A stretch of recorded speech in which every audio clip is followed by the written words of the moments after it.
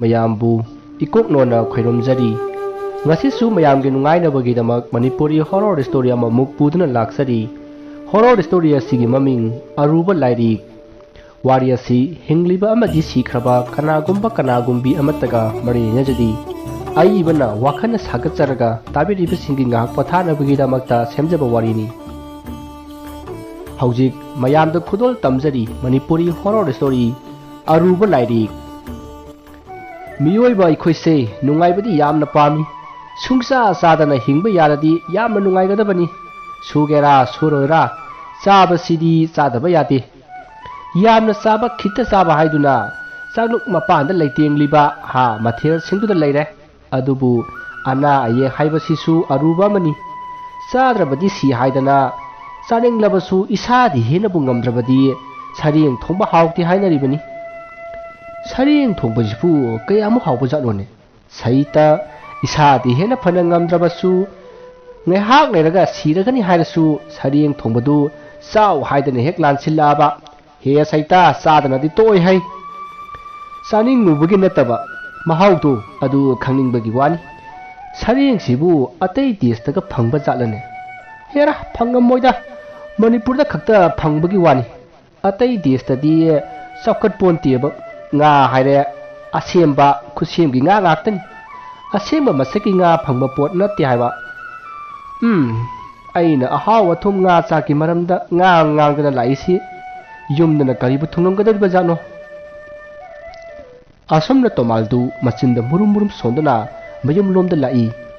tomal suba budi sabana hainajaba katan amani mahaksi amaiba amasu oiribani अदुबु मागे लायंगमल असि चावना चावना लौबगी मी अयामना माबु येंगनदी अदुबु तोमालदी कैसु खनबिदे मागे थोकपा अदुम तौदुना नोमगे मतम सि आरेमबदा मांगहनबा मीनी अयुक ngantadagi होटल अमदा फमलगा पृथ्वी नेनरुरबा मतुंग मयुमदा हंजिलक्लिबनी तोमालदु ngang ngang असुम लाकपना महाक मागी युमगी थोंगाल चंगकले मागी नुपी इबेलैदु मनिंग लोमदगी पोलाक अमा पाइरगा परप लाई मदुदा तोमालना लाकपदु मागे नुपी इबेलैना उरे महाकना तोमालबु हेक उबगा सैबा ngang हौरई नोंग गानबदगी थोखरगा हौजिक हलई सुनिंगदे हाइदुना सैरमी तोमालदु थोइना खंजिलुदे महौसागी महौसा अदुम तारबा वानीना इमुंगदा अदुम परप संख्रे मागे नुपी इबेलैसु ngang दुना हिंखोल लोमदा अमुक सत्खी तोमालदु साखुमदा चंगअगा मागी चाकतु थांगथरगा सारी इंजांगदु कया ओइनमद्रबा माले महाक खरा सारगा अदुम तोकले मसिदगी महाक मांगोलदा ngeहाक हिपके हाइदुना थोरकपा मतमदा नुपा अमा थोंगालोमदगी परप लाई असोमना नुपा अदुना परप लाकपा अदुदा तोमालना कैदौरा जानो ngahan aina kadar tawraga sen khara yepuबगी ओइरा साला खंदुना निकोक लेरी नुपा अदु परप चंगअगा मामा तोमाले रंबा यामना फरे नमों नुपीदु कैदौरबनो खंगदे मिरोन ngangnaba याहौद्रे हौजिक मयामना फाना हौरिबनी अखोइदा हाइफेता चलुसी मामा हाय ngaइखोन हे माबु काय दा चलुइ हाइगे मामा मासे ngasai lau karakpadagi तौरइनी चाकती चाख्रबो चाख्रे मामा फरे चलसी असमना हाइनदुना मखोइ अनि पुन्ना लाक्ले मदुगी मतुंग तोमालना नुपी अदुगी अनाबा लायों अदु येंबदा नुपी असि हिंसाबी चंगले हाइबा महा खंगले मसिदगी तोमालना लाइरोन खरा सोलगा नुपी अदुदा करी चानिंगी हंखी मदुदा नुपी अदुना योंगचाक सिंजु सागे हाइरखी मदुदा तोमालना योंगचाक सिंजु सुरउ हाइना हाइरई मदुदा मनाक अदवाइदा लैरिबा मियोइ खरना योंगचाक सिंजु सुरकली मसिगी मतुंग सिंजु सुबल लोरदुना तोमालदा पीरे आमाइबा तोमालना सिंजु अदुबु लेवा खरा सोलगा नुपी अदुदा पिरमी मतम अदुदा नुपी अदुना योंगचाक सिंजु अदुबु हाउन साखी मरुदगी नुपी अदु तुमिन तुमखी मतम अदुदा तोमालना नुपी अदुना साखीबा सिंजु अदुगी अरेंबा अदुदा लेवा खरा सोलगा लाई खोइरमली मसिदगी ngeहाक लेरगा नुपी अदु ज्ञान लाक्ले महाकना ज्ञान लाकपदा आमाइबा तोमालना इबेमा नंगबु ngasi लंबी लमजाउदा नत्रगा सुमाग वांगोलदा योंगचाक सिंजुगुंबा चारुब्रो असुमना हंगबदा नुपी अदुना अई ngasai मांगोलदा सिंजु चाइए हाइना खुमई मदुदा तोमालना ꯅꯪꯅ ꯁꯤꯡꯖꯨ ꯆꯥꯕ ꯑꯗꯨ ꯀꯅꯥ ꯀꯅꯥꯗꯤ ꯎꯈꯤ ꯍꯥꯏꯅ ꯍꯪꯉꯤ꯫ ꯃꯗꯨꯗ ꯃꯈꯣꯏ ꯂꯩꯀꯥꯏꯒꯤ ꯑꯕꯣꯛ ꯂꯩꯍꯥꯎ ꯎꯈꯤ ꯍꯥꯏꯅ ꯈꯨꯝꯃꯛꯏ꯫ ꯃꯗꯨꯗ ꯇꯣꯃꯥꯜꯅ ꯃꯗꯨꯒꯤ ꯍꯅꯨꯕꯤꯗꯣ ꯍꯤꯡꯆꯥꯕꯤ ꯍꯩꯕꯅꯤ, ꯃꯥꯅ ꯅꯪꯒꯤ ꯁꯤꯡꯖꯨꯗꯨꯗ ꯃꯤꯁꯧ ꯆꯪꯂꯝꯕꯗꯒꯤꯅꯤꯅꯦ ꯅꯪꯅ ꯉꯁꯤ ꯇꯧꯔꯤꯁꯦ꯫ ꯀꯔꯤꯒꯨꯝꯕ ꯅꯈꯣꯏꯅ ꯆꯥꯔꯤ ꯊꯛꯂꯤꯉꯩꯗ ꯃꯍꯥꯛ ꯂꯥꯛꯂꯕꯗꯤ ꯅꯈꯣꯏꯅ ꯆꯥꯔꯤꯕ ꯄꯣꯠ ꯑꯗꯨꯗꯒꯤ ꯃꯆꯦꯠ ꯈꯔ ꯃꯥꯒꯤ ꯁꯔꯨꯛ ꯇꯝꯃꯨꯀꯣ꯫ ꯃꯥꯅ ꯆꯥꯗ꯭ꯔꯕꯁꯨ ꯃꯥꯒꯤ ꯁꯔꯨꯛ ꯇꯝꯂꯕꯅꯤ ꯍꯥꯏꯗꯅ ꯊꯥꯗꯣꯛꯀꯗꯕꯅꯤ꯫ ꯐꯔꯦ ꯑꯗꯨꯗꯤ ꯂꯥꯏ ꯈꯣꯏꯔꯝꯕꯁꯨ ꯂꯣꯏꯔꯕꯅꯤꯅ ꯑꯩ ꯑꯃꯨꯛ ꯍꯜꯂꯒꯦꯀꯣ꯫ ꯑꯁꯣꯝꯅ ꯍꯥꯏꯔꯛꯄꯗ ꯉꯁꯥꯏ ꯇꯣꯃꯥꯜ ꯀꯧꯕ ꯂꯥꯛꯄ ꯅꯨꯄꯥ ꯑꯗꯨꯅ ꯂꯨꯄꯥ 50 ꯗꯈꯤꯅꯥ ꯀꯠꯂꯝꯃꯤ꯫ ꯃꯁꯤꯗꯒꯤ ꯇꯣꯃꯥꯜꯗꯨ ꯃꯌꯨꯝꯂꯣꯝꯗ ꯂꯥꯛꯂꯦ꯫ ꯑꯗꯨꯕꯨ ꯂꯝꯕꯤꯗ ꯃꯈꯣꯏ ꯃꯃꯥꯟꯅꯕ ꯈꯔ ꯊꯦꯡꯅꯕꯗꯒꯤ ꯋꯥꯔꯤ ꯁꯥꯟꯅꯗꯨꯅ ꯂꯩꯊꯣꯛꯂꯦ꯫ ꯑꯁꯨꯝꯅ ꯃꯇꯝꯗꯨ ꯍꯧꯖꯤꯟꯈ꯭ꯔꯦ꯫ ꯅꯨꯃꯤꯗꯥꯡ ꯋꯥꯏꯔꯝꯒꯤ ꯃꯝꯂꯤ ꯇꯧꯔꯛꯄ ꯑꯗꯨꯋꯥꯏꯗ ꯃꯌꯨꯝꯂꯣꯝꯗ ꯂꯥꯛꯂꯤ꯫ ꯃꯍꯥꯛꯅ ꯑꯁꯨꯝꯅ ꯂꯥꯛꯄꯗ ꯅꯣꯡ ꯇꯥꯒꯗꯕꯒꯤ ꯅꯣꯡ ꯈꯣꯡꯕ ꯍꯧꯔꯛꯏ꯫ ꯃꯁꯤꯗꯒꯤ ꯇꯣꯃꯥꯜꯗꯨ ꯅꯣꯡ ꯆꯨꯔꯛꯄꯅ ꯍꯥꯟꯕ ꯇꯥꯔꯦ ꯈꯟꯗꯨꯅ ꯌꯨꯝꯂꯛ ꯐꯥꯎꯗꯨꯅ ꯆꯠꯂꯝꯃꯤ꯫ ꯃꯁꯤꯗꯒꯤ ꯃꯍꯥꯛꯅ ꯌꯨꯝꯂꯛ ꯑꯁꯨꯝ ꯐꯥꯎꯔꯛꯄꯗ ꯅꯨꯃꯤꯗꯥꯡ ꯋꯥꯏꯔꯝꯒꯤ ꯃꯝꯁꯤꯜꯂꯛꯂꯕ ꯃꯇꯝ, ꯃꯤ ꯃꯁꯛ ꯈꯪꯅꯗ꯭ꯔꯕ ꯃꯇꯝ ꯑꯗꯨꯗ ꯂꯩꯀꯥꯏ ꯑꯗꯨꯒꯤ ꯑꯍꯟ ꯑꯃꯨꯗꯣꯟꯗꯨ ꯀꯧꯕꯤꯂꯥ ꯄꯥꯝꯕꯤ ꯑꯃꯒꯤ ꯃꯈꯣꯡꯗ ꯂꯩꯕꯥꯛ ꯇꯧꯔꯒ ꯂꯩꯔꯝꯈꯤ꯫ ꯃꯗꯨ ꯎꯕꯗ ꯇꯣꯃꯥꯜꯗꯨ ꯁꯠ ꯄꯥꯛꯊꯩ ꯑꯗꯨꯒ ꯑꯍꯟ ꯑꯗꯨꯅ ꯇꯧꯔꯤꯕꯗꯨ ꯌꯦꯡꯗꯨꯅ ꯂꯩꯈꯤ꯫ ꯃꯁꯤꯗꯒꯤ ꯑꯍꯟ ꯑꯗꯨꯅ ꯃꯤꯔꯛ ꯅꯥꯔꯛ ꯆꯤꯡꯂꯒ ꯊꯨꯝꯃꯣꯛ ꯑꯃꯗꯒꯤ ꯀꯔꯤꯅꯣ ꯑꯃ ꯄꯨꯊꯣꯔꯛꯂꯒ ꯃꯥꯅ ꯇꯧꯔꯤꯕ ꯀꯣꯝ ꯑꯗꯨꯗ ꯊꯥꯗꯈꯤ ꯑꯗꯨꯒ ꯂꯩꯕꯥꯛ ꯈꯣꯠꯆꯤꯟꯗꯨꯅ ꯐꯨꯝꯖꯤꯟꯈꯤ꯫ ꯃꯁꯤꯗꯒꯤ ꯑꯍꯟ ꯑꯗꯨ ꯑꯀꯣꯏꯕ ꯑꯗꯨ ꯀꯣꯏꯌꯦꯡ ꯌꯦꯡꯉꯝꯃꯒ ꯃꯍꯥꯛ ꯃꯥꯒꯤ ꯃꯌꯨꯝꯂꯣꯝꯗ ꯄ꯭ꯔꯞ ꯆꯠꯈ꯭ꯔꯦ꯫ ꯇꯥꯟꯖꯥ ꯑꯗꯨꯗ ꯇꯣꯃꯥꯜꯅ ꯃꯤꯔꯛ ꯅꯥꯔꯛ ꯌꯦꯡꯂꯒ ꯑꯍꯜ ꯑꯗꯨꯅ ꯐꯨꯝꯂꯤꯕ ꯑꯗꯨ ꯀꯔꯤꯅꯣ ꯌꯦꯡꯒꯦ ꯈꯟꯗꯨꯅ ꯄ꯭ꯔꯞ ꯆꯪꯁꯤꯜꯂꯤ꯫ ꯑꯗꯨꯕꯨ ꯃꯅꯥꯛ ꯑꯗꯨꯗ ꯍꯦꯛ ꯆꯪꯁꯤꯜꯂꯨꯕꯗ ꯃꯁꯥꯗ ꯀꯔꯤꯅꯣ ꯁꯥꯎꯍꯨꯝ ꯑꯃ ꯐꯪꯂꯛꯄꯒꯨꯝ ꯇꯧꯔꯛꯈꯤ꯫ ꯃꯁꯤꯗꯒꯤ ꯇꯣꯃꯥꯜꯅ ꯃꯈꯨꯠꯇ ꯂꯥꯏꯔꯣꯟ ꯈꯔ ꯁꯣꯜꯂꯒ ꯃꯁꯥꯗ ꯅꯥꯟꯊꯩ ꯑꯗꯨꯒ ꯑꯍꯟ ꯑꯗꯨꯅ ꯐꯨꯝꯂꯝꯂꯤꯕ ꯃꯐꯝ ꯑꯗꯨꯗ ꯄ꯭ꯔꯞ ꯆꯪꯁꯤꯜꯂꯤ꯫ ꯃꯁꯤꯗꯒꯤ ꯍꯟꯗꯛꯇꯤ ꯀꯩꯁꯨ ꯇꯧꯔꯛꯈꯤꯗ꯭ꯔꯦ꯫ ꯇꯣꯃꯥꯜꯅ ꯃꯐꯝ ꯑꯗꯨ ꯃꯈꯨꯠꯅ ꯀꯣꯏꯃꯥ ꯃꯥꯔꯒ ꯌꯦꯡꯉꯤ ꯑꯗꯨꯒ ꯃꯈꯨꯠꯅ ꯍꯣꯠꯄ ꯍꯧꯔꯛꯏ꯫ ꯍꯧꯖꯤꯛꯇ ꯇꯧꯈꯥꯏꯔꯝꯕ ꯃꯐꯝꯅꯤꯅ ꯂꯩꯕꯥꯛꯇꯨ ꯀꯌꯥ ꯊꯣꯏꯅ ꯀꯟꯈꯤꯗꯦ꯫ ꯑꯗꯨꯕꯨ ꯑꯁꯨꯝ ꯃꯈꯨꯠꯅ ꯈꯣꯠꯄ ꯑꯗꯨꯗꯗꯤ ꯃꯈꯨꯠꯇꯨ ꯅꯥꯔꯛ ꯑꯗꯨꯅ ꯃꯅꯥꯛ ꯑꯗꯨꯋꯥꯏꯗ ꯀꯔꯤ ꯂꯩꯕꯅꯣ ꯍꯥꯏꯅ ꯌꯦꯡꯕꯗ ꯋꯥꯒꯤ ꯁꯝꯕꯜ ꯃꯆꯩ ꯑꯃ ꯊꯦꯡꯅꯕꯗꯒꯤ ꯃꯗꯨ ꯐꯨꯛꯂꯒ ꯂꯩꯕꯥꯛ ꯑꯗꯨ ꯇꯧꯕ ꯍꯧꯏ꯫ ꯃꯁꯤꯗꯒꯤ ꯎꯆꯤꯟ ꯅꯥꯆꯤꯟ ꯑꯍꯟ ꯑꯗꯨꯅ ꯊꯥꯗꯔꯝꯕ ꯃꯌꯣꯝ ꯑꯗꯨ ꯊꯦꯡꯅꯔꯦ꯫ ꯃꯁꯤꯗꯒꯤ ꯃꯍꯥꯛꯅ ꯃꯌꯣꯝ ꯑꯗꯨ ꯁꯒꯥꯗ ꯌꯦꯞꯁꯤꯜꯂꯒ ꯂꯩꯕꯥꯛꯇꯨ ꯄ꯭ꯔꯞ ꯈꯣꯠꯆꯤꯜꯂꯤ ꯑꯗꯨꯒ ꯃꯍꯥꯛ ꯃꯐꯝ ꯑꯗꯨ ꯊꯥꯗꯣꯛꯂꯒ ꯒꯝ ꯊꯣꯔꯛꯂꯦ꯫ ꯇꯥꯟꯖꯥ ꯑꯗꯨꯗ ꯅꯣꯡꯁꯨ ꯖꯝ ꯍꯩꯊꯔꯛꯂꯤ꯫ ꯃꯁꯤꯗꯒꯤ ꯇꯣꯃꯥꯜꯗꯨ ꯅꯣꯡ ꯆꯣꯠꯄꯒ ꯑꯃꯠꯇ ꯈꯪꯗꯕ ꯃꯈꯩ ꯃꯌꯨꯝ ꯇꯝꯅ ꯄ꯭ꯔꯞ ꯂꯥꯛꯂꯤ꯫ ꯃꯍꯥꯛꯅ ꯃꯌꯨꯝꯂꯣꯝꯗ ꯂꯥꯛꯄꯗ ꯑꯃꯨꯗꯣꯟꯒꯤ ꯊꯣꯡꯒꯥꯜꯗ ꯃꯤꯑꯣꯏ ꯈꯔ ꯆꯪꯈꯤꯕ ꯑꯗꯨ ꯃꯍꯥꯛꯅ ꯎꯈꯤ꯫ ꯃꯁꯤꯗꯒꯤ ꯃꯍꯥꯛ ꯃꯤꯁꯤꯡ ꯑꯗꯨꯅ ꯎꯈꯤꯕ ꯇꯥꯔꯦ ꯈꯟꯗꯨꯅ ꯃꯍꯥꯛ ꯃꯤꯔꯛ ꯅꯥꯔꯛ ꯌꯦꯡꯗꯨꯅ ꯄꯥꯛꯊ ꯃꯌꯨꯝ ꯇꯝꯅ ꯆꯦꯜꯂꯛꯈꯤ꯫ ꯃꯁꯤꯒꯤ ꯃꯇꯨꯡ ꯃꯍꯥꯛ ꯃꯌꯨꯝ ꯌꯧꯔꯦ꯫ ꯃꯇꯝ ꯑꯗꯨꯗ ꯃꯍꯥꯛꯅ ꯄꯣꯔꯛꯂꯤꯕ ꯃꯌꯣꯝ ꯑꯗꯨ ꯃꯥꯒꯤ ꯌꯨꯝꯒꯤ ꯃꯥꯡꯒꯣꯜꯒꯤ ꯊꯣꯡꯅꯥꯎ ꯑꯗꯨꯗ ꯊꯦꯠꯆꯤꯜꯂꯤ ꯑꯗꯨꯒ ꯃꯥꯒꯤ ꯅꯨꯄꯤ ꯏꯕꯦꯜꯂꯩꯕꯨ ꯀꯧꯔꯝꯃꯤ꯫ ꯃꯁꯤꯗꯒꯤ ꯃꯥꯒꯤ ꯅꯨꯄꯤ ꯏꯕꯦꯜꯂꯩꯗꯨ ꯊꯣꯡ ꯑꯗꯨ ꯍꯥꯡꯗꯣꯔꯛꯏ꯫ ꯃꯇꯝ ꯑꯗꯨꯗ ꯏꯕꯦꯜꯂꯩꯅ ꯉꯁꯤꯗꯤ ꯅꯣꯡ ꯇꯥꯕꯅꯤꯅ ꯉꯟꯇꯥ ꯍꯜꯂꯛꯑꯦꯗ ꯑꯁꯨꯝꯅ ꯍꯥꯏꯔꯛꯏ꯫ ꯃꯁꯤꯗꯒꯤ ꯇꯣꯃꯥꯜꯗꯨ ꯋꯥ ꯑꯃꯠꯇ ꯍꯥꯏꯔꯝꯗꯅ ꯃꯍꯥꯛ ꯏꯃꯨꯡꯗ ꯆꯪꯈ꯭ꯔꯦ꯫ ꯃꯁꯤꯗꯒꯤ ꯃꯥꯒꯤ ꯑꯆꯣꯠꯄ ꯐꯤꯁꯤꯡꯗꯨ ꯍꯣꯡꯗꯣꯛꯂꯦ ꯑꯗꯨꯒ ꯆꯥꯛꯈꯨꯝꯗ ꯆꯪꯗꯨꯅ ꯐꯨꯡꯒꯥꯗꯨ ꯍꯧꯒꯠꯂꯤ꯫ ꯃꯇꯝ ꯑꯗꯨꯗꯗꯤ ꯅꯣꯡꯁꯨ ꯃꯤꯠ ꯃꯥꯏ ꯄꯥꯡꯕ ꯉꯝꯗꯕ ꯃꯈꯩ ꯇꯥꯔꯤ꯫ ꯇꯣꯃꯥꯜꯗꯨ ꯐꯨꯡꯒꯥꯗꯨ ꯃꯩ ꯍꯧꯒꯠꯂꯒ ꯃꯩ ꯇꯤꯛꯂꯤ ꯑꯗꯨꯒ ꯋꯥꯈꯜ ꯑꯃꯗ ꯃꯍꯥꯛ ꯇꯥꯎꯗꯨꯅ ꯂꯩꯔꯤ꯫ ꯃꯥꯒꯤ ꯅꯨꯄꯤ ꯏꯕꯦꯜꯂꯩꯗꯨꯁꯨ ꯋꯥ ꯑꯃꯠꯇ ꯍꯥꯏꯗꯦ, ꯇꯨꯃꯤꯟꯅ ꯆꯪꯉꯛꯑꯒ ꯃꯍꯥꯛꯁꯨ ꯆꯥꯛ ꯊꯣꯡꯂꯤ꯫ ꯃꯇꯝ ꯑꯗꯨꯗ ꯏꯕꯦꯜꯂꯩꯅ ꯇꯣꯃꯥꯜꯗ ꯀꯩꯗꯧꯔꯒꯦ ꯍꯥꯏꯅ ꯍꯪꯉꯤ꯫ ꯑꯗꯨꯕꯨ ꯇꯣꯃꯥꯜꯅ ꯋꯥ ꯑꯃꯠꯇ ꯍꯥꯏꯔꯝꯗꯦ꯫ ꯃꯍꯥꯛ ꯋꯥꯈꯜ ꯑꯃꯗ ꯃꯪꯂꯤ꯫ ꯃꯗꯨꯗ ꯏꯕꯦꯜꯂꯩꯅ ꯈꯣꯟ ꯈꯔ ꯍꯧꯅ ꯀꯟꯅ ꯍꯦꯛ ꯀꯧꯔꯛꯏ꯫ ꯃꯗꯨꯗ ꯇꯣꯃꯥꯜꯗꯨ ꯈꯪꯕꯣꯏ ꯂꯥꯛꯄꯣꯏ ꯍꯥꯏ ꯀꯔꯤꯅꯣꯅꯦꯍꯦ ꯎꯔꯥꯎ ꯊꯔꯥꯎꯔꯤꯁꯤꯕꯣ, ꯅꯪ ꯆꯥꯛꯇꯨꯕꯨ ꯀꯌꯥꯝ ꯋꯥꯠꯂꯤꯒꯦ? ꯄ꯭ꯔꯞ ꯆꯥꯁꯤꯜꯂꯨ ꯑꯗꯨꯒ ꯆꯥꯔꯒ ꯇꯨꯝꯈ꯭ꯔꯣꯅꯦ꯫ ꯑꯩ ꯑꯃ ꯆꯥꯔꯔꯣꯏ, ꯂꯥꯏ ꯑꯔꯨꯕ ꯑꯃ ꯈꯣꯏꯔꯝꯒꯗꯕ ꯂꯩ꯫ ꯑꯁꯨꯝꯅ ꯍꯥꯏꯔꯛꯄꯗ ꯏꯕꯦꯜꯂꯩꯅ ꯍꯣ ꯆꯥꯛꯄꯨꯗꯤ ꯂꯣꯏꯔꯦ, ꯊꯤꯒꯗꯧꯗ ꯉꯥꯏꯔꯦ꯫ ꯑꯗꯣ ꯀꯔꯤꯒꯤꯅꯣ ꯆꯥꯛ ꯆꯥꯔꯣꯏ ꯍꯥꯏꯔꯤꯁꯤꯕꯣ? ꯀꯅꯥꯒꯤ ꯂꯥꯏꯅꯣ ꯈꯣꯏꯔꯝꯗꯧꯔꯤꯁꯤꯅ?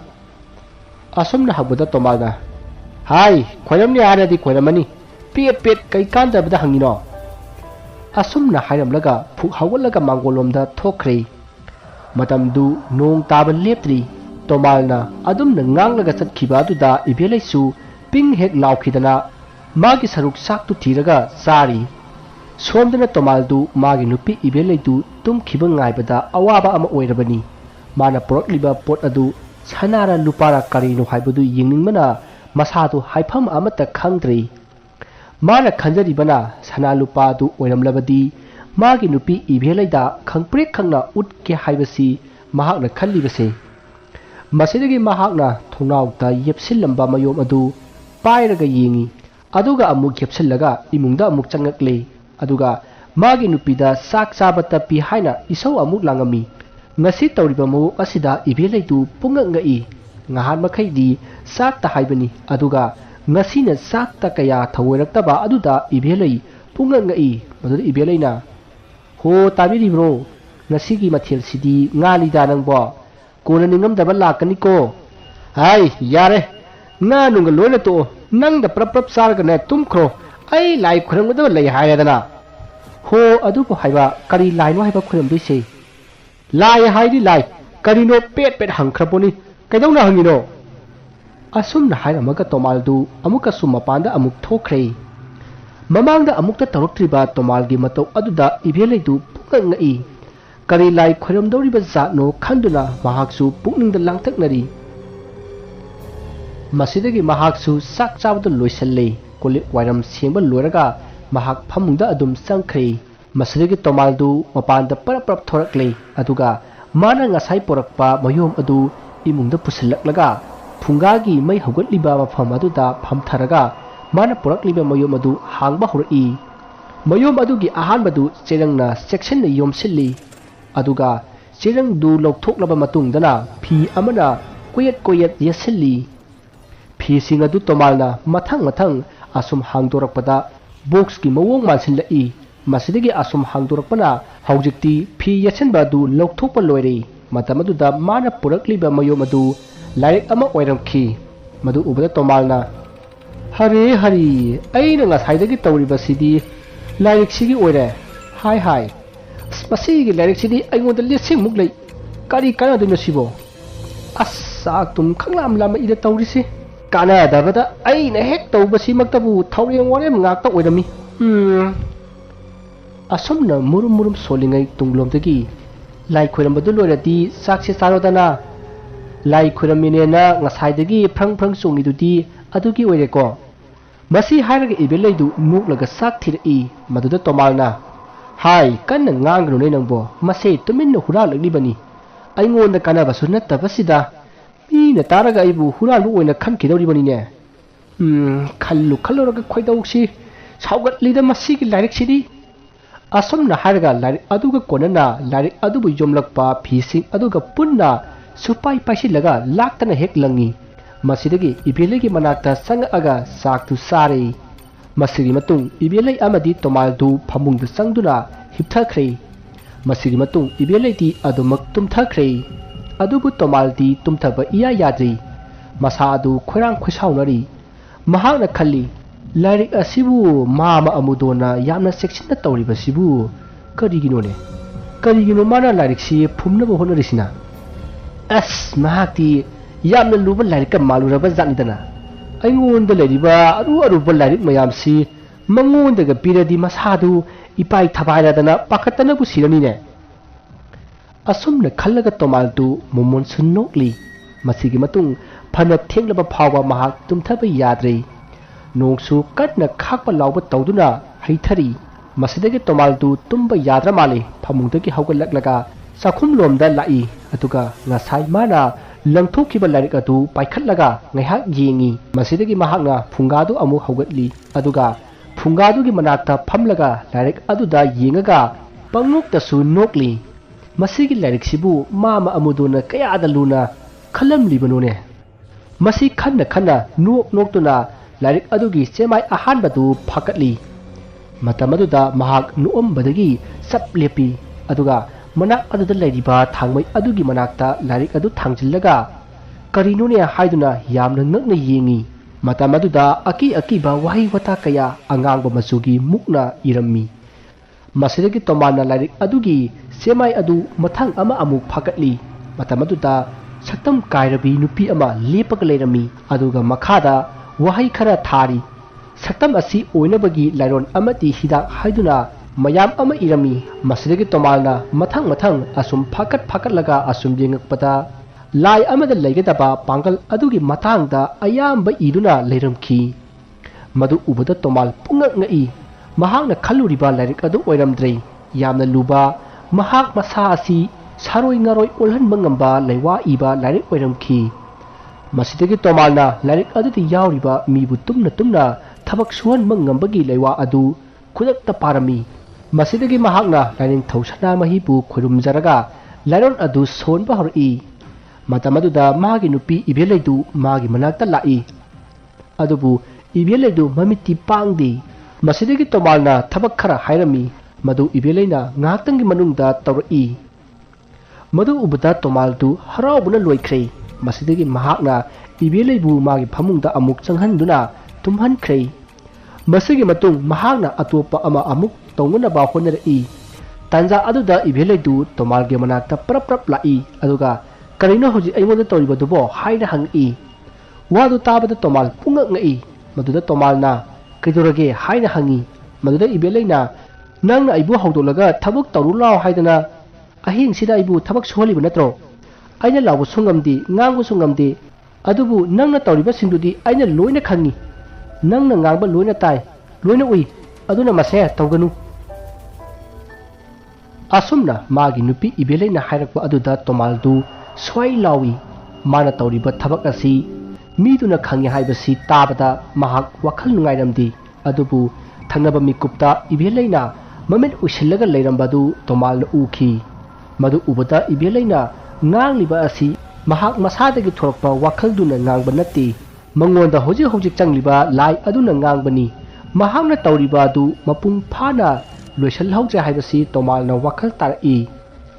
masidagi tomalna lairik aduda yengbada mahakna pariba lewa adugi atopa sena ama phakatlaga lewa kharasu makha tana iramki madu ubada tomalna lewa adu mapung phana sonki asomna sonbadagi ibeleidu magi phamunglomda amuk satkre aduga mahak nungaina tumki masidagi tomalna lairik aduda yauriba lewa singdu paduna sinpha punaba honaba hokre masigi matung mathangi nongale ibeleidu imung manung wairam sit chengli maduda tomalna prap hogalaga ibeleida nangbu ngarang kari tawkhige haina hangi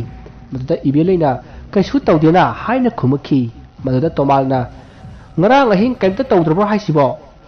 asomna hangakpaduda ibeleina ho yare aine thabak ngahaka tawkhige amtane yelakhinu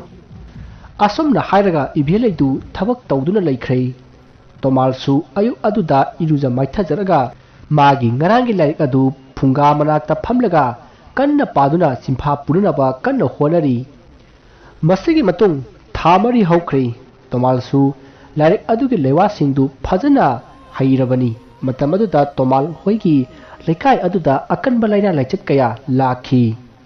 maruwaina nupidana ayamba nakhi laina asigi layongdi mai khujilakpa mit kusilakpa samkenba namponba amadi iyang kangsilakpa masini hariba anaba si amaiba tomalna mathang layeng lami mahakna layeng labadi adum phai aduga atopa amaiba singna yengmadadi phagalakpadi layadana jara hendilaklibani maram masina amaiba tomalna anaba khodimak loina yengki asumna anaba payamdu yengbanina mahak sen jamna phangki mahak ki sen wataba matam haibadu oire masigi matung anaba singdu thakaya supna yengakpadagi anaba singdu yengba loire loina phanakre masigi matung matam khara haukhre noma numit ama leikai gi miyu singna achauba mangge pambi ama yalami madugi maramdi mafam aduda khulgi mitin pham sanabagi damakni adubu mangge pambi adu hek jaluba numittagi leikai aduda akiba thaudo wathok kaya leptana thokpa horakle ama matheng chatpa mi sengna haibada leikai ge lerak masa singda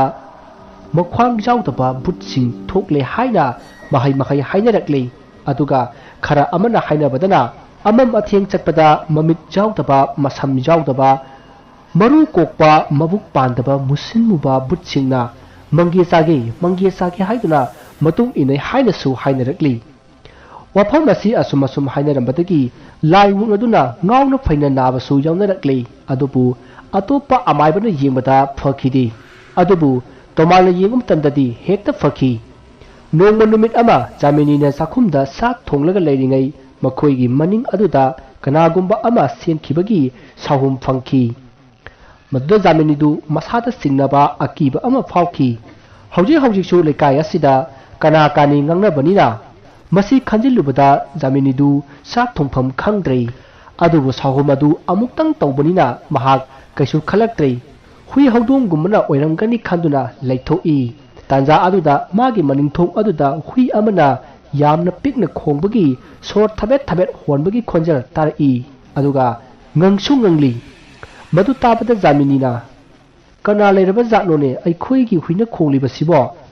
ꯑꯁꯨꯝꯅ ꯈꯟꯗꯨꯅ ꯃꯅꯤꯡꯊꯣꯡ ꯑꯗꯨ ꯍꯥꯡꯂꯒ ꯊꯣꯔꯛꯏ ꯃꯍꯥꯛꯅ ꯑꯁꯨꯝꯅ ꯊꯣꯔꯛꯄꯗ ꯃꯥꯒꯤ ꯃꯃꯥꯡꯗ ꯃꯀꯣꯛ ꯌꯥꯎꯗꯕ ꯍꯨꯏ ꯑꯃ ꯉꯥꯡꯂꯤ ꯃꯨꯔꯤ ꯇꯧꯔꯒ ꯂꯦꯞꯄꯝꯈꯤ ꯃꯗꯨ ꯎꯕꯗ ꯖꯥꯃꯤꯅꯤ ꯀꯟꯅ ꯂꯥꯎꯔꯒ ꯆꯥꯛꯁꯪꯂꯣꯝꯗ ꯆꯦꯟꯁꯤꯜꯂꯛꯏ ꯑꯁꯨꯝꯅ ꯃꯍꯥꯛꯅ ꯆꯦꯟꯁꯤꯜꯂꯛꯄꯗ ꯈꯣꯡꯐꯝ ꯆꯥꯍꯧꯗꯗꯨꯅ ꯇꯨꯁꯤꯜꯂꯤ ꯃꯍꯥꯛꯅ ꯇꯨꯁꯤꯟꯕꯗ ꯆꯥꯛꯁꯪꯒꯤ ꯊꯣꯡꯖꯤꯟ ꯑꯗꯨꯗ ꯌꯩꯁꯤꯟꯕꯗꯒꯤ ꯃꯍꯥꯛ ꯒ꯭ꯌꯥꯟ ꯃꯥꯡꯈ꯭ꯔꯦ ꯃꯍꯥꯛꯅ ꯂꯥꯎꯕ ꯇꯥꯍꯧꯕꯗꯒꯤ ꯏꯃꯨꯡꯒꯤ ꯃꯤꯁꯤꯡ ꯆꯥꯛꯈꯨꯝꯂꯣꯝꯗ ꯆꯦꯟꯁꯤꯟꯅꯔꯛꯏ ꯑꯁꯨꯝꯅ ꯃꯈꯣꯏꯅ ꯆꯦꯟꯁꯤꯜꯂꯛꯄꯗꯗꯤ ꯖꯥꯃꯤꯅꯤꯗꯨ ꯒ꯭ꯌꯥꯟ ꯃꯥꯡꯂꯒ ꯂꯩꯔꯝꯈꯤ ꯃꯁꯤꯗꯒꯤ ꯃꯈꯣꯏ ꯃꯤ ꯑꯃ ꯆꯦꯟꯗꯨꯅ ꯑꯃꯥꯏꯕ ꯇꯣꯃꯥꯜꯕꯨ ꯀꯧꯔꯨꯔꯦ ꯑꯗꯨꯒ ꯑꯃꯥꯏꯕ ꯇꯣꯃꯥꯜꯕꯨ ꯌꯦꯡꯍꯟꯈꯤ ꯃꯁꯤꯗꯒꯤ ꯐꯅ ꯀꯨꯏꯅ ꯂꯩꯇꯥꯏꯅꯔꯕ ꯃꯇꯨꯡ ꯖꯥꯃꯤꯅꯤꯗꯨ ꯒ꯭ꯌꯥꯟ ꯂꯥꯛꯂꯦ ꯃꯁꯤꯗꯒꯤ ꯑꯃꯥꯏꯕ ꯇꯣꯃꯥꯜꯗꯨ ꯌꯨꯝꯂꯣꯝꯗ ꯄꯔꯞ ꯂꯥꯛꯏ ꯃꯍꯥꯛꯅ ꯂꯥꯛꯄꯗ ꯃꯥꯒꯤ ꯃꯇꯨꯡꯗ ꯀꯅꯥꯒꯨꯝꯕ ꯑꯃ ꯏꯟꯅꯔꯛꯂꯤ ꯑꯗꯨꯒ ꯇꯣꯃꯥꯜꯒꯤ ꯃꯃꯤꯡꯕꯨ ꯑꯇꯠ ꯑꯈꯝ ꯂꯩꯇꯅ ꯀꯧꯔꯛꯏ ꯃꯁꯤꯗꯒꯤ ꯇꯣꯃꯥꯜꯗꯨ ꯋꯥ ꯑꯃꯠꯇ ꯍꯥꯏꯗꯅ ꯃꯆꯤꯟꯗ ꯂꯩꯋꯥ ꯈꯔ ꯁꯣꯜꯂꯒ ꯃꯌꯨꯝ ꯌꯧꯅꯕ ꯄꯔꯞ ꯆꯠꯂꯤ ꯇꯥꯟꯖꯥ ꯑꯗꯨꯗ ꯃꯥꯒꯤ ꯁꯌꯦꯡꯗ ꯀꯅꯥꯒꯨꯝꯕ ꯑꯃꯅ ꯄꯥꯏꯔꯒ ꯌꯥꯜꯂꯛꯏ ꯃꯗꯨꯗ ꯇꯣꯃꯥꯜꯅ ꯏꯁ ꯑꯣꯟꯊꯣꯛꯅ ꯃꯄꯥꯡꯒꯜ ꯀꯟꯈ꯭ꯔꯦꯗ ꯑꯁꯨꯛ ꯀꯟꯅ ꯊꯤꯔꯤꯕ ꯂꯩꯋꯥ ꯑꯁꯤꯕꯨ ꯅꯝꯊꯦꯛꯂꯒ ꯏꯁꯥ ꯁꯣꯛꯄ ꯉꯝꯕ ꯃꯁꯤꯗꯤ ꯑꯆꯝꯕ ꯑꯣꯏꯔꯔꯣꯏ ꯑꯁꯨꯝꯅ ꯈꯜꯂꯒ ꯃꯍꯥꯛ ꯆꯦꯟꯅꯅꯕ ꯍꯣꯠꯅꯩ ꯑꯗꯨꯕꯨ ꯃꯍꯥꯛ ꯎꯄꯥꯏ ꯂꯩꯇ꯭ꯔꯦ ꯃꯁꯤꯗꯒꯤ ꯃꯍꯥꯛ ꯁꯥꯎꯅꯤꯡꯂꯛꯇꯨꯅ ꯂꯩꯃꯥꯏꯗ ꯐꯝꯊꯔꯒ ꯃꯥꯒꯤ ꯍꯩꯖꯕ ꯂꯩꯋꯥ ꯈꯔ ꯁꯣꯜꯂꯤ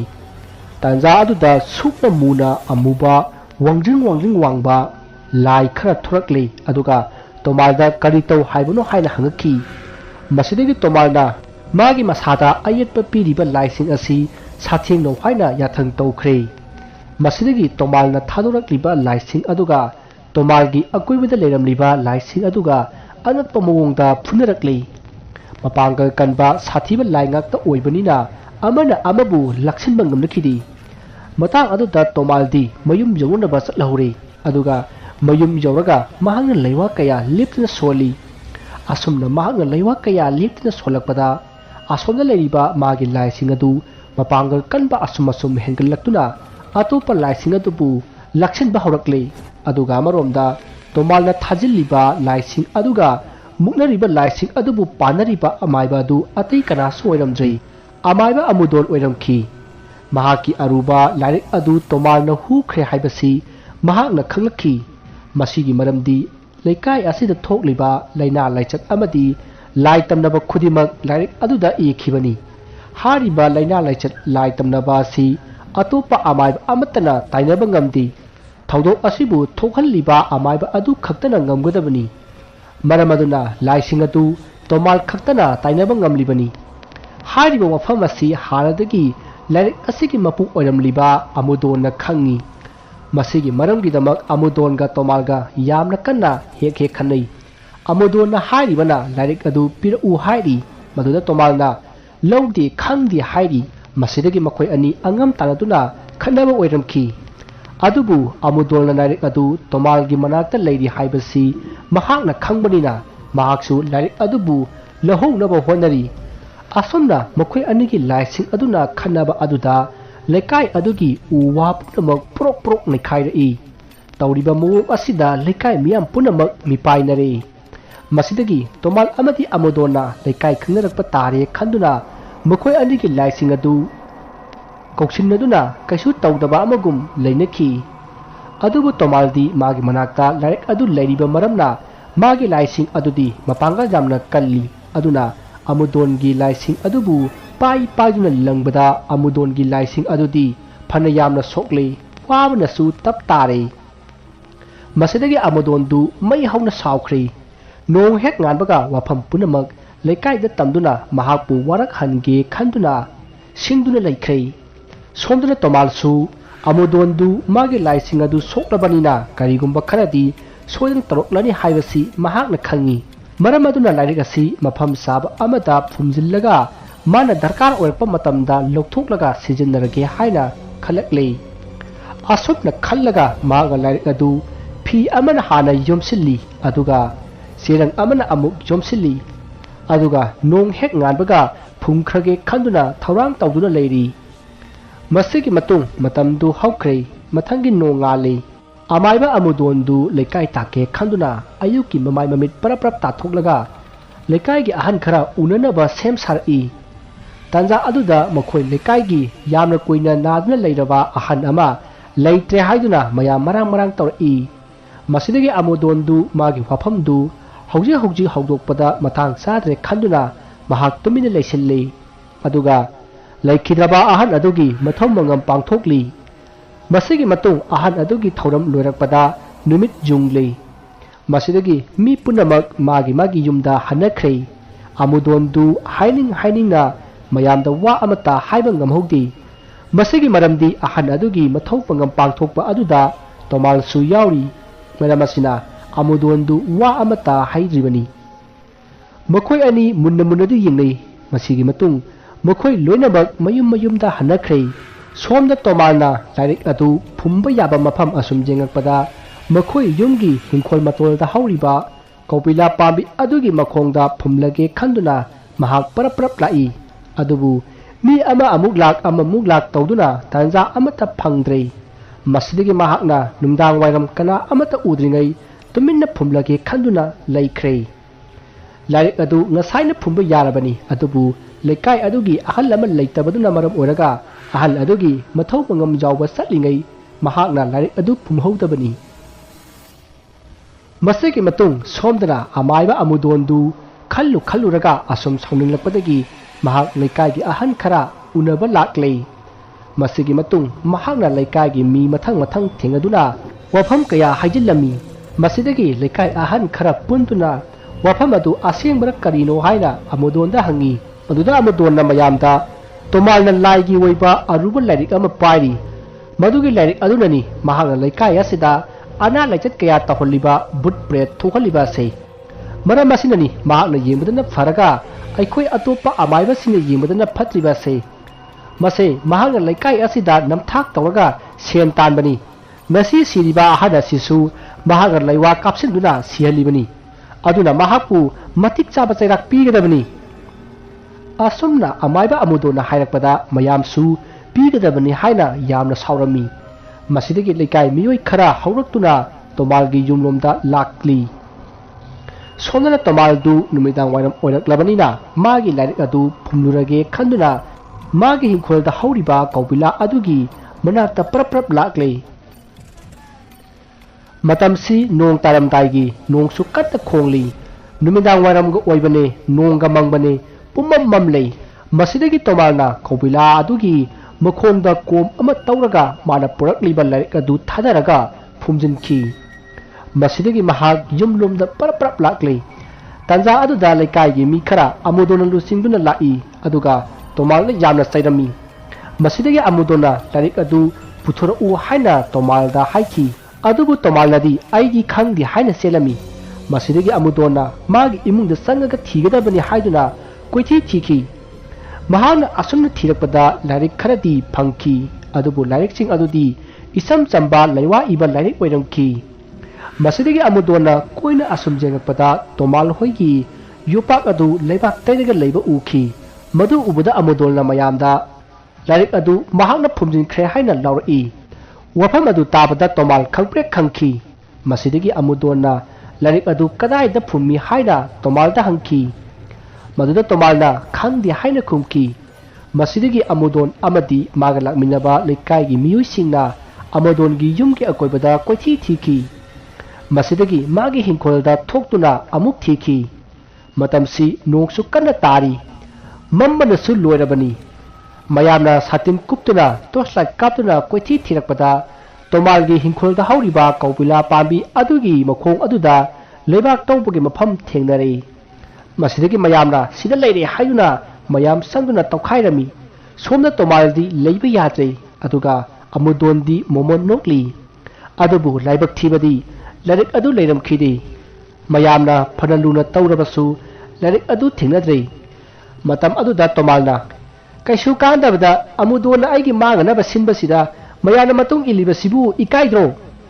asumna hairakpada mayamdu yamna ikairami masidagi amudonda mayamna asengbasu khangdana aikhoibu apangba siriba karigino haiduna kangamlaga hanakhre masidagi amudolsu Tomalda sauna yengamaga hanki masigi matung Tomalna mana tawkhiba lebak adugi sang adu onduna taruga yengbadasu larik adu thingnakhide matamasida mahakna nuklaga khalli aina larik adu sigumlaba nong taba numit amada huran lakhibani adugumna ngasisu aigi ko masidagi huran khre kana worigaba numit aduda mama amadongi yumda mi khara mari mari chankibadu mabu phuba lakhibu oire asumna khanda mahak mayumda sankhi asumna thogdoksing adu haukiba numit mangali surakli amaiba Tomaldi larik ado kanana hural lamgani haina khanbada matha saba haibadu oirabani masidagi mahakna haukraba thogdoksing ado ningsing nei mana amaiba amaldol gi larik adu huran khibado haujittada khanglai amaldol larik ado piro u haina hai khibado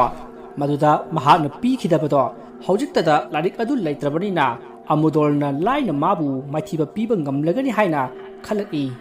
mastigi mahak asum kiraklei maramaduna mahak ai ozaga tanadaba yadre khanduna magi oza maimugi manakta lakli asumna mahakna lakpana magi ozagi mayum jawri maruda Tomalna oza hoza haduna kauri adumna kauba adu magi oza maimuna taraduna magi oza ado thogli aruda oza maimuna hai Tomal nang laklibra kakalo mora sita phamu kaidoba yawbagini nang lakpaba maruda Tomalna oza ai oza da kainomata hangjagi haidana oza gi asida lakjaribani maruda oza maimuna ai hangu kari karamba wafamno ne tanasine maduda Tomalna oza lagi woiba larikta aruba larik hariba sibu oza amagi mafamdagi mangkhiba matamda amukhana lai thadoklaga thenba yarodro oza maruda oza maimuna hai Tomal adugi larik adubu nangi danaktaga leirambrane maduda Tomalna hoi oza tha taruk lomdi aigida leirami asi haraga magi larik adu matau karamna mangkhiba haiba ado magi oza maimuda tamlami maduda oza maimuna is nangi sidi phajana kanaba lahorene ha maduda Tomalna asengbado loina haidoi hoi oza khardi lahore haina khumi maduda oza maimuna hai adugi larik tudi phana haiba amaiba oirabasu phanglaroi pairaba mi yeduna pirakpa natanati ngamloiko amaramdi lai thajallaga larik adu pariba mi adu khanghandana laurakpa haibase lai amatana ngamloi maibana paibadi thambu thamkho kaisu leitaba micham amana larik adu pairabasu nangna thajaliba lai aduna karisu sohanba ngamloi doribani ne magi wazagi wasingdu tabata Tomal wakhal jaba nungairamdi masdigi Tomalna oza adudi ai amu hanjakrage asi hayamlaga thoraklei lambida lakna khalli larik adu leitrabarina amaiba amudonadi khara laksarani haina khanjari asumna asum lakbana mahak yum yoksilaklei maduda magi nupina kadai da chaluribano numidang waram yoksilaklaba asi phawbada koichat chatlaga leibani ne natti thaina ki pitribi nei na bachatpadu amuk hawraklabro magi nupigi wadu tabada Tomalna soroklaga tainafam khangdabagi magi nupida pangtaina tainari Tomalna ai nang aida senarga leirabro ha kai kandabada matha sabane magi nupina sani jagat punamaki wakhal khallaga leirabani ne yam sarakhini kandese maning lekai gi ajobodo kainoma tawre amaka lakpi won hairambani maruda Tomalna ꯑꯗꯨꯅ ꯑꯃꯨꯛ ꯀꯔꯤ ꯇꯧꯔꯕꯖꯥꯠꯅꯣ ꯍꯣꯏ ꯍꯣꯏ ꯑꯩ ꯉꯥꯏꯍꯥꯛꯀ ꯆꯠꯂꯨꯈꯤꯒꯦꯀꯣ ꯑꯁꯨꯝꯅ ꯑꯁꯨꯝ ꯂꯥꯛꯄꯅ ꯑꯆꯧꯕ ꯍꯣꯏꯒꯤ ꯊꯣꯡꯒꯥꯜ ꯌꯧꯁꯤꯜꯂꯛꯂꯤ ꯃꯇꯝ ꯑꯗꯨꯗ ꯑꯃꯥꯏꯕ ꯇꯣꯃꯥꯜꯅ ꯊꯋꯥꯏ ꯆꯪꯂꯤꯕ ꯑꯆꯧꯒꯤ ꯊꯣꯡꯒꯥꯜ ꯌꯧꯁꯤꯜꯂꯛꯄꯗ ꯊꯋꯥꯏ ꯆꯪꯂꯤꯕ ꯃꯤ ꯑꯗꯨꯅ ꯇꯣꯃꯥꯜ ꯂꯥꯛꯄ ꯎꯕꯗ ꯁꯞꯇ꯭ꯔ ꯑꯃ ꯇꯧꯔꯛꯄ ꯃꯗꯨ ꯎꯕꯗ ꯇꯣꯃꯥꯜꯅ ꯁꯤꯗꯤ ꯈꯔ ꯋꯥꯗꯧꯔꯤꯗ ꯑꯁꯤ ꯍꯥꯏꯔꯝꯂꯒ ꯏꯃꯨꯡꯒꯤ ꯃꯤ ꯑꯃꯗ ꯏꯁꯤꯡ ꯑꯁꯦꯡꯕ ꯈꯔ ꯄꯨꯊꯣꯔꯛꯎ ꯍꯥꯏꯗꯨꯅ ꯄꯨꯊꯣꯛꯍꯜꯂꯒ ꯂꯥꯏꯊꯧ ꯇꯧꯕ ꯍꯧꯔꯛꯏ ꯇꯣꯃꯥꯜꯅ ꯂꯥꯏꯔꯣꯟ ꯈꯔ ꯁꯣꯜꯂꯒ ꯀꯔꯤ ꯄꯥꯝꯃꯤ ꯍꯥꯏꯗꯨꯅ ꯂꯥꯏ ꯇꯥꯏꯅꯕ ꯍꯧꯔꯛꯏ ꯃꯗꯨꯗ ꯂꯥꯏ ꯆꯪꯂꯤꯕ ꯃꯤ ꯑꯗꯨꯅ ꯅꯨꯄꯥ ꯑꯁꯤꯒꯤ ꯊꯋꯥꯏ ꯄꯥꯝꯃꯤ ꯍꯥꯏꯔꯛꯏ ꯃꯗꯨꯗ ꯇꯣꯃꯥꯜꯅ ꯃꯗꯨꯗꯤ ꯌꯥꯔꯣꯏ ꯑꯃ ꯍꯥꯏꯌꯨ ꯑꯁꯤ ꯍꯥꯏꯔꯒ ꯇꯥꯏꯔꯦꯟ ꯃꯅꯥꯅ ꯀꯟꯗꯨꯅ ꯍꯪꯉꯤ ꯃꯗꯨꯗ ꯈꯥꯡꯕ ꯉꯝꯗꯗꯨꯅ ꯊꯋꯥꯏ ꯆꯪꯂꯤꯕ ꯅꯨꯄꯥ ꯑꯗꯨꯅ ꯌꯦꯟꯕꯥ ꯂꯥꯕ ꯐꯖꯕ ꯑꯃ ꯆꯥꯒꯦ ꯍꯥꯏꯔꯛꯏ ꯃꯗꯨꯗ ꯌꯦꯟ ꯑꯃ ꯊꯧꯔꯥꯡ ꯇꯧꯔꯒ ꯊꯥꯗꯣꯛꯄꯗꯒꯤ ꯑꯆꯧꯕ ꯑꯗꯣ ꯇꯨꯝꯈ꯭ꯔꯦ ꯃꯁꯤꯗꯒꯤ ꯌꯨꯝꯕꯨ ꯑꯗꯨꯅ ꯂꯨꯄꯥ 100 ꯗꯈꯤꯅ ꯇꯧꯔꯛꯏ ꯃꯁꯤꯗꯒꯤ ꯑꯆꯧꯁꯨ ꯀꯩꯁꯨ ꯇꯧꯗꯨꯅ ꯐꯗꯨꯅ ꯂꯩꯍꯧꯔꯤ ꯃꯁꯤꯒꯤ ꯃꯇꯨꯡ ꯇꯣꯃꯥꯜꯁꯨ ꯗꯈꯤꯅ ꯄꯨꯔꯒ ꯌꯨꯝꯂꯣꯝꯗ ꯍꯜꯂꯛꯄꯗ ꯂꯩꯀꯥꯏꯒꯤ ꯅꯍꯥ ꯃꯅꯤꯒ ꯏꯕꯣꯆꯧꯒꯗꯣ ꯂꯝꯕꯤꯗ ꯂꯥꯛꯄꯗꯨꯗ ꯊꯣꯛ ꯍꯦꯛ ꯊꯦꯡꯅꯔꯤ ꯃꯔꯤꯗꯨ ꯇꯣꯃꯥꯜ ꯂꯥꯛꯄ ꯎꯕꯗ ꯄꯥꯈꯠꯂꯒ ꯊꯨꯅ ꯏꯕꯣꯆꯧꯒꯤ ꯃꯥꯡ ꯊꯥꯅ ꯆꯠꯈꯤ ꯃꯗꯨꯗ ꯏꯕꯣꯆꯧꯅ ꯉꯥꯏꯈꯣꯅꯦ ꯃꯅꯤ ꯑꯩꯒꯤ ꯁꯦꯟꯗꯟꯁꯤ ꯃꯔꯤ ꯌꯥꯗꯦ ꯍꯥꯏꯕꯅꯤꯅꯦ ꯑꯁꯤ ꯍꯥꯏꯔꯒ ꯇꯥꯟꯅꯈꯤ ꯇꯣꯃꯥꯜꯁꯨ ꯀꯔꯤ ꯑꯃꯠꯇ ꯈꯟꯗꯕ ꯃꯈꯩ ꯃꯌꯨꯝꯗ ꯍꯜꯂꯛꯂꯦ ꯑꯁꯣꯝꯗꯅ ꯏꯕꯣꯆꯧꯅ ꯃꯅꯤꯗ ꯀꯩꯗꯧꯔꯒꯦ ꯅꯪꯅ ꯅꯊꯤ ꯐꯥꯏꯅꯤꯡꯕꯗꯧꯅ ꯆꯦꯟꯈ꯭ꯔꯤꯕꯗꯨꯕꯣ ꯑꯁꯤ ꯍꯥꯏꯗꯨꯅ ꯍꯪꯂꯤ ꯃꯗꯨꯗ ꯃꯅꯤꯅ ꯍꯧꯖꯤꯛꯀꯤ ꯑꯃꯥꯏꯕꯗꯣ ꯑꯗꯨꯒꯤ ꯋꯥꯔꯤ ꯑꯃ ꯂꯩ ꯃꯗꯨꯗ ꯏꯕꯣꯆꯧꯅ ꯀꯔꯤ ꯋꯥꯔꯤꯅꯣꯅꯦ ꯂꯤꯔꯛꯑꯣ ꯑꯩꯁꯨ ꯇꯥꯒꯦ ꯃꯗꯨꯗ ꯃꯅꯤꯅ ꯑꯩꯈꯣꯏꯒꯤ ꯏꯄꯨ ꯁꯤꯕ ꯅꯨꯃꯤꯠꯇꯣ ꯑꯗꯨꯗ ꯅꯨꯡꯗꯥꯡ ꯋꯥꯏꯔꯝꯗꯅꯦ ꯑꯩ ꯃꯈꯥꯒꯤ ꯗꯨꯀꯥꯟꯗ ꯆꯤꯅꯤ ꯂꯩꯇꯦ ꯍꯥꯏꯗꯅꯅꯦ ꯆꯤꯅꯤ ꯂꯩꯕ ꯆꯠꯂꯤ ꯑꯗꯨꯗ ꯑꯃꯥꯏꯕ ꯇꯣꯃꯥꯜꯗꯣ ꯑꯗꯨꯅ ꯃꯈꯣꯏꯒꯤ ꯊꯣꯡꯒꯥꯟ ꯃꯌꯥꯗ ꯍꯧꯕ ꯎꯗꯨꯅ ꯈꯪꯉꯤꯗꯅ ꯑꯗꯨꯗ ꯂꯩꯕꯥꯛ ꯇꯧꯈꯥꯏꯔꯒ ꯐꯤꯅ ꯌꯣꯝꯂꯒ ꯀꯔꯤꯅꯣ ꯈꯪꯗꯕ ꯑꯃ ꯐꯨꯝꯂꯒ ꯊꯅꯝꯂꯦ ꯑꯗꯨꯗ ꯑꯩꯅ ꯆꯩꯅ ꯍꯣꯠꯇꯣꯛꯂꯒ ꯌꯦꯡꯂꯨꯕꯗꯗꯤ ꯂꯥꯏꯔꯤꯛ ꯑꯃ ꯑꯣꯏꯔꯝꯕꯒꯤ ꯋꯥꯅꯤꯗ ꯑꯗꯨꯗ ꯑꯩꯅ ꯂꯥꯏꯔꯤꯛꯇꯣ ꯍꯥꯡꯗꯣꯛꯂꯒ ꯌꯦꯡꯂꯨꯕꯗ ꯂꯥꯏ ꯁꯥꯟꯅꯕꯒꯤ ꯂꯩꯋꯥꯜ ꯂꯣꯏꯅ ꯌꯥꯎꯏ ꯑꯗꯣ ꯃꯥꯗꯤ ꯃꯥꯏꯕꯅꯤꯅ ꯑꯩꯅ ꯂꯥꯏꯔꯤꯛꯇꯣ ꯂꯧꯊꯣꯛꯄꯅꯤ ꯍꯥꯏꯕꯁꯦ ꯈꯪꯂꯝꯕ ꯌꯥꯏ ꯑꯗꯨꯒꯤ ꯑꯩꯅ ꯆꯤꯔꯤꯗꯣ ꯃꯗꯨꯗ ꯏꯕꯣꯆꯧꯅ ꯑꯗꯨꯗꯤ ꯌꯦꯡꯉꯨꯁꯤ ꯂꯥꯛꯑꯣ ꯑꯗꯨꯃꯥꯏꯅ ꯂꯥꯏ ꯁꯥꯟꯅꯕꯁꯦ ꯌꯥꯝꯅ ꯍꯩꯔꯗꯤ ꯂꯥꯏꯗꯒꯤ ꯁꯦꯜꯒ ꯄꯨꯕ ꯌꯥꯏ ꯍꯥꯏꯅꯕꯅꯤꯅꯦ ꯑꯁꯨꯝꯅ ꯍꯥꯏꯅꯗꯨꯅ ꯃꯈꯣꯏ ꯑꯅꯤ ꯂꯥꯛꯂꯦ ꯑꯗꯨꯒ ꯌꯨꯝ ꯌꯧꯔꯒ ꯃꯅꯤꯅ ꯅꯪ ꯃꯅꯤꯡꯒꯤ ꯂꯝꯄꯥꯛ ꯃꯆꯥꯗꯣ ꯃꯤ ꯀꯅꯥꯝꯇ ꯆꯪꯒꯗꯕꯗꯣ ꯑꯗꯨꯗ ꯂꯩꯔꯝꯃꯣ ꯑꯩ ꯄꯨꯊꯣꯛꯂꯛꯑꯒꯦ ꯑꯁꯤ ꯍꯥꯏꯔꯝꯂꯒ ꯆꯪꯈ꯭ꯔꯦ ꯏꯕꯣꯆꯧꯁꯨ ꯂꯝꯄꯥꯛ ꯑꯗꯨꯗ ꯂꯥꯛꯂꯦ ꯃꯗꯨꯗ ꯃꯍꯥꯛ ꯑꯃꯨꯛꯇꯣꯏꯕ ꯂꯣꯏꯔꯦ ꯏꯕꯣꯆꯧꯒꯤ ꯋꯥꯈꯜꯗꯗꯤ ꯂꯥꯏ ꯁꯥꯟꯅꯔꯒ ꯁꯦꯜ ꯄꯥꯏꯔꯒꯅꯤ ꯍꯥꯏꯗꯨꯅ ꯋꯥꯈꯜꯗ ꯄꯪꯁꯥꯗ ꯁꯥꯒꯠꯈ꯭ꯔꯦ ꯁꯣꯝꯗꯅ ꯃꯅꯤꯅ ꯂꯥꯏꯔꯤꯛ ꯑꯗꯣ ꯄꯨꯊꯣꯛꯂꯒ ꯂꯝꯄꯥꯛ ꯇꯝꯅ ꯆꯦꯜꯂꯛꯏ ꯃꯗꯨꯗ ꯏꯕꯣꯆꯧꯅ ꯄꯨꯔꯛꯑꯕꯨ ꯚꯥꯏ ꯍꯥꯏꯅ ꯍꯪꯉꯤ ꯃꯗꯨꯗ ꯃꯅꯤꯅ ꯄꯣꯔꯛꯑꯦ ꯏꯕꯨꯡꯉꯣ ꯅꯨꯃꯤꯗꯥꯡꯁꯤꯗ ꯑꯩꯗꯤ ꯀꯤꯕꯅ ꯌꯥꯗ꯭ꯔꯦ ꯃꯗꯨꯗ ꯏꯕꯣꯆꯧꯅ ꯀꯤꯔꯨꯅꯨꯍꯦ ꯂꯥꯏ ꯁꯥꯟꯅꯕꯗꯅ ꯀꯤꯕꯁꯦ ꯐꯠꯇꯦ ꯍꯥꯏꯅꯕꯅꯤ ꯃꯗꯨꯗ ꯃꯅꯤꯅ ꯍꯣꯏꯁꯦ ꯍꯥꯡꯗꯣꯛꯑꯣ ꯁꯦ ꯑꯗꯨꯒ ꯌꯦꯡꯉꯁꯤꯁꯦ ꯃꯗꯨꯗ ꯏꯕꯣꯆꯧꯅ ꯍꯣꯏꯗ ꯑꯁꯨꯝꯅ ꯍꯥꯏꯅꯔꯒ ꯂꯥꯏꯔꯤꯛ ꯑꯗꯣ ꯍꯥꯡꯗꯣꯛꯄꯗ ꯑꯍꯥꯟꯕꯃꯛꯇꯗ ꯎꯔꯦ ꯐꯤꯕꯝ ꯀꯥꯏꯔꯕ ꯃꯤꯒꯤ ꯁꯛꯇꯝ ꯑꯃ ꯑꯗꯨꯒ ꯆꯦꯅꯥ 5ꯒ ꯁꯨꯔꯛꯄ ꯑꯗꯨꯗꯁꯨ ꯎꯔꯦ ꯍꯥꯏꯕ ꯏꯜꯂꯕ ꯊꯋꯥꯏ ꯍꯥꯏꯗꯨꯅ ꯏꯔꯒ ꯂꯩꯔꯝꯂꯤꯕꯗꯣ ꯃꯗꯨ ꯎꯕꯗ ꯃꯅꯤꯅ ꯁꯤꯒꯨꯅ ꯇꯧꯔꯁꯦ ꯃꯗꯨꯗ ꯏꯕꯣꯆꯧꯁꯨ ꯍꯣꯏ ꯁꯤꯅ ꯈꯔ ꯐꯗꯧ ꯃꯥꯜꯂꯤ ꯑꯁꯤ ꯍꯥꯏꯔꯒ ꯏꯕꯣꯆꯧꯅ ꯂꯥꯏꯔꯣꯟ ꯁꯣꯟꯕ ꯍꯧꯔꯛꯏ ꯑꯍꯥꯟꯕꯗꯗꯤ ꯊꯣꯛꯂꯛꯈꯤꯗꯦ ꯑꯗꯨꯕꯨ ꯑꯍꯨꯝꯂꯛ ꯁꯨꯕꯗꯗꯤ ꯊꯣꯛꯂꯛꯂꯦ ꯃꯁꯝ ꯌꯥꯎꯗꯕ ꯃꯅꯥ ꯌꯥꯎꯗꯕ ꯚꯨꯠ ꯑꯃ ꯃꯅꯤꯒ ꯏꯕꯣꯆꯧꯒꯗꯤ ꯀꯤꯕꯗꯤ ꯂꯥꯏꯔꯗꯅ ꯚꯨꯠ ꯑꯗꯨ ꯎꯔꯨꯕꯗꯒꯤ ꯄꯪꯅꯣꯛꯇ ꯅꯣꯛꯈ꯭ꯔꯦ ꯃꯣꯏꯒꯤ ꯃꯇꯧ ꯑꯗꯨ ꯎꯕꯗ ꯚꯨꯠ ꯑꯗꯨꯅ ꯀꯔꯤꯅꯣ ꯅꯣꯏꯅ ꯑꯩꯕꯨ ꯀꯧꯕꯤꯔꯒ ꯑꯩꯕꯨ ꯎꯔꯒ ꯅꯣꯛꯂꯤꯕꯗꯤ ꯃꯗꯨꯗ ꯏꯕꯣꯆꯧꯅ ꯀꯩꯁꯨ ꯇꯧꯗꯦ ꯃꯅꯤꯅ ꯑꯃꯨꯛ ꯁꯤꯒꯤ ꯂꯩꯔꯛꯁꯤꯗ ꯆꯠꯂꯣ ꯑꯗꯨꯒ ꯑꯃꯥꯏꯕ ꯇꯣꯃꯥꯜ ꯀꯧꯕ ꯑꯃ ꯂꯩꯕꯅꯤ ꯃꯗꯨ ꯃꯥꯒꯤ ꯃꯌꯨꯝꯗꯨꯗ ꯆꯪꯂꯒꯅꯦ ꯈꯔ ꯇꯝꯅꯔꯨꯆꯣ ꯑꯗꯨꯒ ꯍꯌꯦꯡ ꯑꯃꯨꯛ ꯁꯤꯒꯨꯝꯕ ꯀꯥꯟꯗꯅꯦ ꯑꯃꯨꯛ ꯊꯦꯡꯅꯁꯤꯀꯣ ꯑꯩꯈꯣꯏ ꯑꯃ ꯆꯠꯂꯗꯧꯕꯅꯤ ꯃꯗꯨꯗ ꯚꯨꯠ ꯑꯗꯨꯅ ꯑꯩꯒꯤ ꯀꯔꯤ ꯄꯤꯖꯗꯣꯏꯅꯣ ꯅꯣꯏꯅ ꯍꯥꯏꯕꯗꯣ ꯌꯥꯔꯒꯦ ꯑꯁꯤ ꯍꯥꯏꯗꯨꯅ ꯍꯥꯏꯔꯛꯄꯗ ꯏꯕꯣꯆꯧꯅ ꯉꯥꯅꯨ ꯂꯥꯕ ꯍꯥ ꯂꯥꯎꯕ ꯑꯃ ꯄꯤꯖꯒꯦ ꯑꯁꯤ ꯍꯥꯏꯔꯒ ꯊꯥꯗꯣꯛꯈ꯭ꯔꯦ ꯃꯅꯤꯒ ꯏꯕꯣꯆꯧꯒꯁꯨ ꯃꯌꯨꯝꯗ ꯆꯪꯅꯈ꯭ꯔꯦ ꯑꯁꯣꯝꯗꯅ ꯇꯣꯃꯥꯜꯗꯨ ꯆꯥꯛ ꯆꯥꯒꯦ ꯍꯥꯏꯅ ꯐꯝꯊꯕ ꯇꯥꯟꯖꯥꯅꯤ ꯃꯣꯏꯒꯤ ꯆꯥꯛꯁꯪꯒꯤ maning aduda kanano ama satpagi makol lama tai haiduna thulaki maruda mahak su uri tomalna lairon solaga ngehak thaidok lamlaga mana sak chaba do loji phawba maning aduda thanamli sak toklaba matungda tomal do yena khada thulakli adumna tomalna thulokba aduda lai ado mabu ubada akiba kaya pirai adubu tomaldi amaiba ama oirubana akiba amata phawramdi mana hauji khallibasi lai asibu karana thara iba jano amaiba amudolna thara liba jala khaltuna khara di khoktak sai maruda tomalna lairon khara solaga hairi hai nangbu karana thara panone kari pamge maruda but aduna airi kari supamde ngasi ahing simati nakhoi gi yum masida khara tamnaru so haibadagi aibu sanariba mi aduna tharakpani wa adu tabata tomalna khalli karamba lairone karimta pamde tamnaba lakpani haijabaga saradana masi laisi tanthok taba yatre maridagi but aduna aya maiba nangna ai tanthokpadi napunsigi sungam loi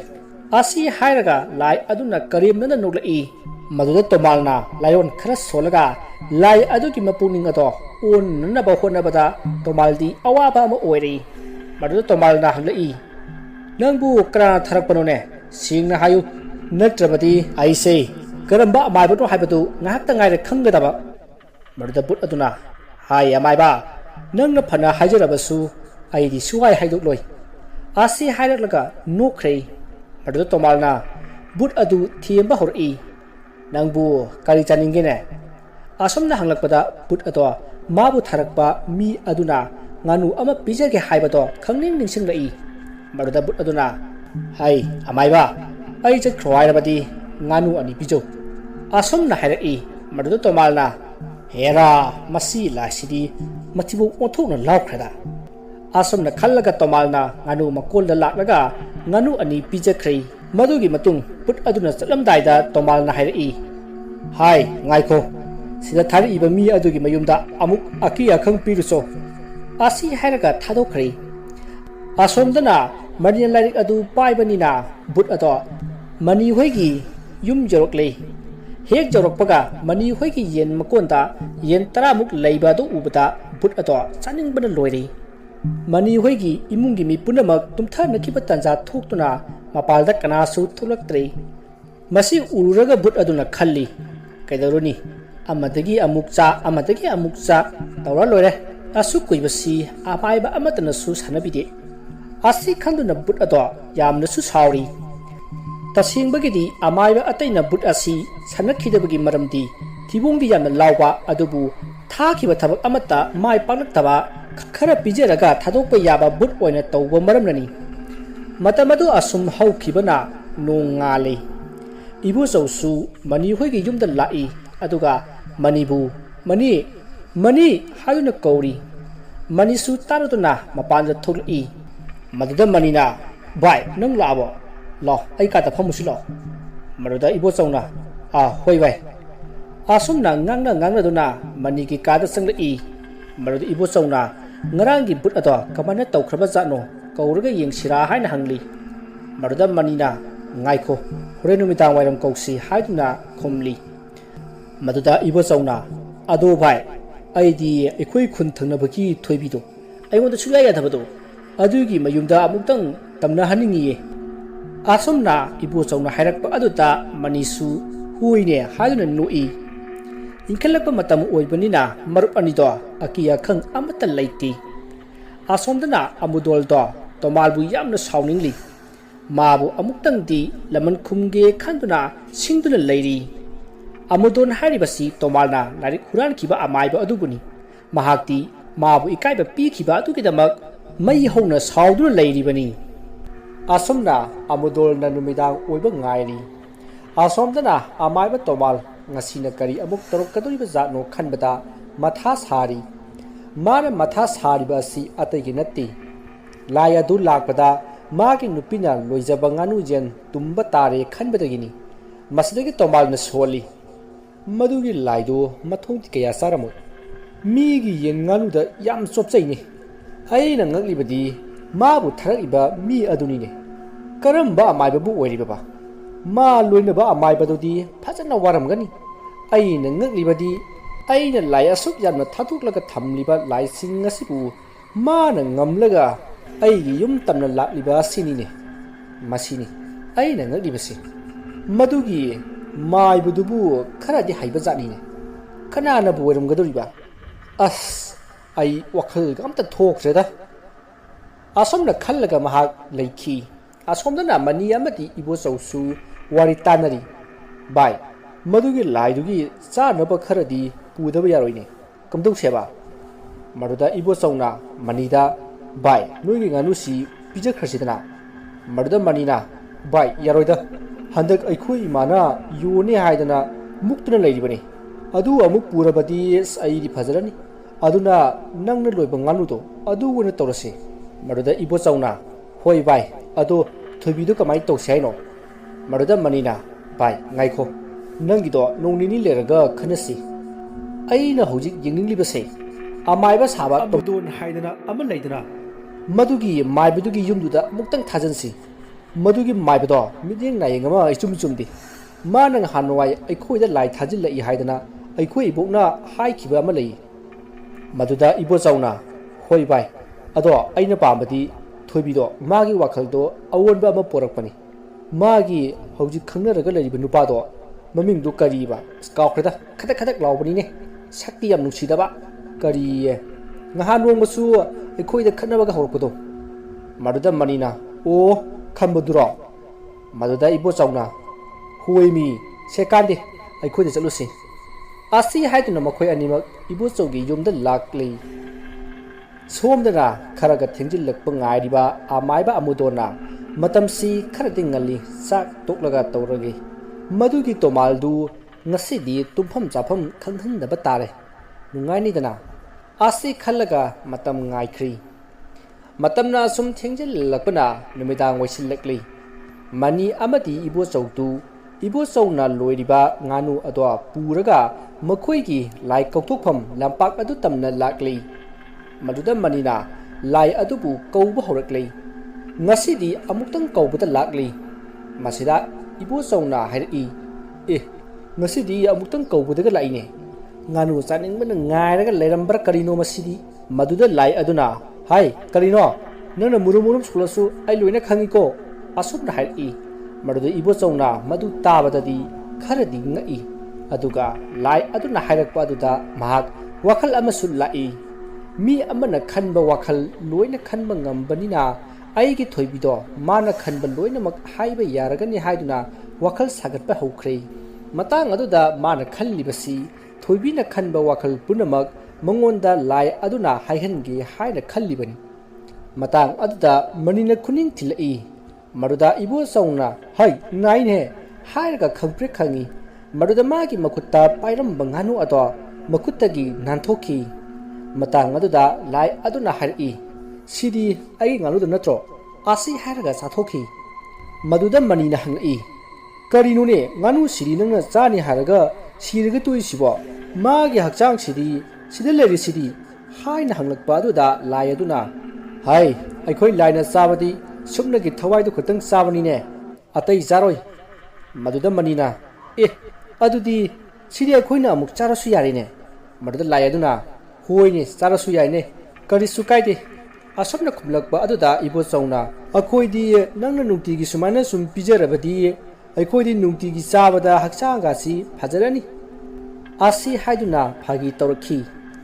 Maroda मनीना अखोइना ngarang चलुसो हाइबदुदी कमदौरबा आजबुमना हंगलकबा अदुदा lie अदुना चलुरे अदुगा nganu ani पिजरगा थारई असमना खुमलकबा अदुदा इबोचौना करी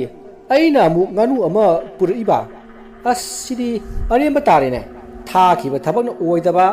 चाबदि नंसु फरिने हा हाय मतुंगदि ने अखोइ नतबा मी अतोपना पिजबदा चाबा यारोइको हेक चाबदा अखोइ नंगोदा पिजरोइदौनी आसी हाइना साउना हाइरकदा लाई अदुना मतुंगदि चाजररोइ खुमी अदुबु वखलददि अइना हाइदोक्ट्रगा लोइरे नखोइनसु खंगलोइदबसिबो हाइदुना खली मदुदा मनीना से फरे हंदकना अमाइबा तोमाल कौबा अमा लेबनी मखा लेकाइदा अदुदा चलु अदुगा ngасidi मोइदा ओइना तमनरुसो मदुदा लाई अदुना ꯍꯣꯏ ꯑꯗꯣ ꯑꯩ ꯇꯝꯅ ꯍꯟꯕꯒꯤ ꯀꯔꯤ ꯄꯤꯖꯗꯣꯏꯅꯣ ꯍꯥꯏꯅ ꯍꯪꯂꯛꯄꯗ ꯏꯕꯣꯆꯧꯅ ꯀꯔꯤꯅꯣ ꯅꯪꯁꯤꯗꯤ ꯊꯕꯛ ꯑꯃ ꯊꯥꯕꯗ ꯑꯁꯨꯛ ꯌꯥꯝꯅ ꯊꯤꯕꯨꯡ ꯂꯥꯎꯔꯤꯁꯤꯕꯣ ꯑꯥꯁꯦ ꯀꯣꯕꯤ 2 ꯄꯤꯖꯒꯦ ꯃꯗꯨꯗ ꯂꯥꯏ ꯑꯗꯨꯅ ꯍꯥꯏ ꯑꯗꯨꯗꯤ ꯌꯥꯔꯣꯏ ꯌꯦꯟ ꯆꯥꯒꯦ ꯃꯗꯨꯗ ꯃꯅꯤꯅ ꯍꯣꯏꯁꯦ ꯉꯔꯥꯡ ꯑꯗꯨꯃꯥꯏꯅꯅꯦ ꯇꯧꯅꯨꯀꯣ ꯑꯩꯈꯣꯏꯅ ꯍꯥꯏꯕ ꯏꯜꯂꯕ 2 ꯗꯨꯝ ꯄꯤꯖꯒꯦ ꯃꯗꯨ ꯇꯥꯕꯗ ꯂꯥꯏ ꯑꯗꯣ ꯍꯔꯥꯎꯅ ꯆꯠꯈ꯭ꯔꯦ ꯃꯅꯤ ꯑꯃꯗꯤ ꯏꯕꯣꯆꯧꯁꯨ ꯋꯥꯔꯦ ꯁꯥꯟꯅꯁꯟꯗꯨꯅ ꯂꯥꯛꯏ ꯀꯔꯤꯅꯣ ꯚꯥꯏ ꯅꯪꯅ 2 ꯑꯃꯨꯛ ꯍꯥꯏꯔꯨꯔꯤꯗꯅ ꯑꯃꯈꯛ ꯍꯥꯏꯔꯁꯨ ꯌꯥꯕꯗꯨꯕꯨ ꯃꯗꯨꯗ ꯃꯅꯤꯅ ꯚꯥꯏ ꯑꯩꯈꯣꯏ ꯕꯕꯥꯒꯤ ꯌꯦꯟ 10 ꯂꯩ ꯑꯗꯨ ꯑꯃꯠꯇ ꯆꯥꯒꯦ ꯍꯥꯏꯕ ꯁꯨꯡꯌꯥ ꯌꯥꯗꯦ ꯑꯗꯨꯗ ꯑꯩꯅ 2 ꯄꯤꯖꯈ꯭ꯔꯗꯤ ꯑꯩꯈꯣꯏꯁꯨ ꯁꯥꯗꯣ ꯆꯥꯕ ꯐꯪꯒꯅꯤꯗꯅ खरा पीना चारनी अदुगिनिदा मरुदा इबोचौना होइसे फरेसे सी nganu si semlaga ekhoi charo se lao horen di ekhoi da lao ko masi haina duna lakli asomdana amudol lai sanaba horkli lairon khara sonduna magi lai do kokthok lai aduga hairaki sidagi khara chatlaga amaiba tomal kouba ma leibani madugi yumda ngasidi khara aki akhangba piruso asi haiduna thadok lai mana hek thadok khibaga mani amadi tomalna tharakpa lai ado amuk jorok lai aduga hairaki hai nang natra amaiba amuldor haibase haina hanglakpada amaiba amuldona sina mu karamba laino ne aina ama thadok khida ngai sina mu krana thari bajano asomna khali marda lai aduna ngasidi nangi yumsida khara tamnajaba tare warok jade ko khara di kirone ha asi hairakpata amuldol do saubdi lardana nukningba ama yoroktuna kanna nokthoi aduga amudol na hairi ai nangbu krana tharakparone aduk jamna ngang hairibaduna kanana taklibanone marda lai aduna ai amaiba nawa lawti nangna adumaina hanglaga hekta aina haidokadro somda yen ani chadori kansida asomna murum murum solaga tapna hairakpa aduda amudolna kari haiba yen haiba haina hanglakpada lai aduna kharaga thibong lawbane assoyadana idi asomdana chagano hairakpane somdana amuk chaw haidana pirakani chadaba su ngamloi aidi kamdongni sidi asomna murum murum solingai amudol amaibana magi kadar hawraklei kari none nana chaning budubo haira une aina pijagadoi ne hekta haira une asi hairakpata lai ado madinga taba makai asing bero hain hangli maruda amudona huoina pijagadoi ne nangna pamado hayune ado lai aduna adu warati yen ahum sage asi hari maruda amaiba amudona khalai e karino ne ama sage haibadi kadai no haira kansida ahum sage hari basigo asomna khalli maduda lai aduna pijaba ngamloi hairagana खरा तमनजब तारेने वरौगदे को आसी हायरमलगा युमथक अदुदा नुंग साइगे तौरई मरुदा अमुदोलना आई फरे फरे आई पिजरगे आईना हाइबा अमदी याब ताबनी दुदी मरुदा लाय अदुना हाना जागे अदुगा कोना हाइरु अदुगा खनजि नंगी वादो आसी हायरकपदा अमुदोलना करी लायुने मसिबो असुक यमन ngangnabo वाबसिबो आसी खल्लगा हाइरई आ होय फरे फरे नंगिदो आई पुथोरागे ngaimuko asi haramlaga changkhrei lai aduna khalai aina suyamna thibong lauri basibu kariginone uri khai chaning ba phawiba sari khai su pendaba masdani ne lai mayam ai sei thibong law haina kauri base masina di matik chaba jan asi khanun leiringai amaibat amudol do thoglak lei aduga ai si charo aduga amaibat tomal gi mayumda changlaga ne ngasi di khara ki akhang piruso asi hairakpada lai aduna hana sage aduga kona chutke haina khumli marda amudolna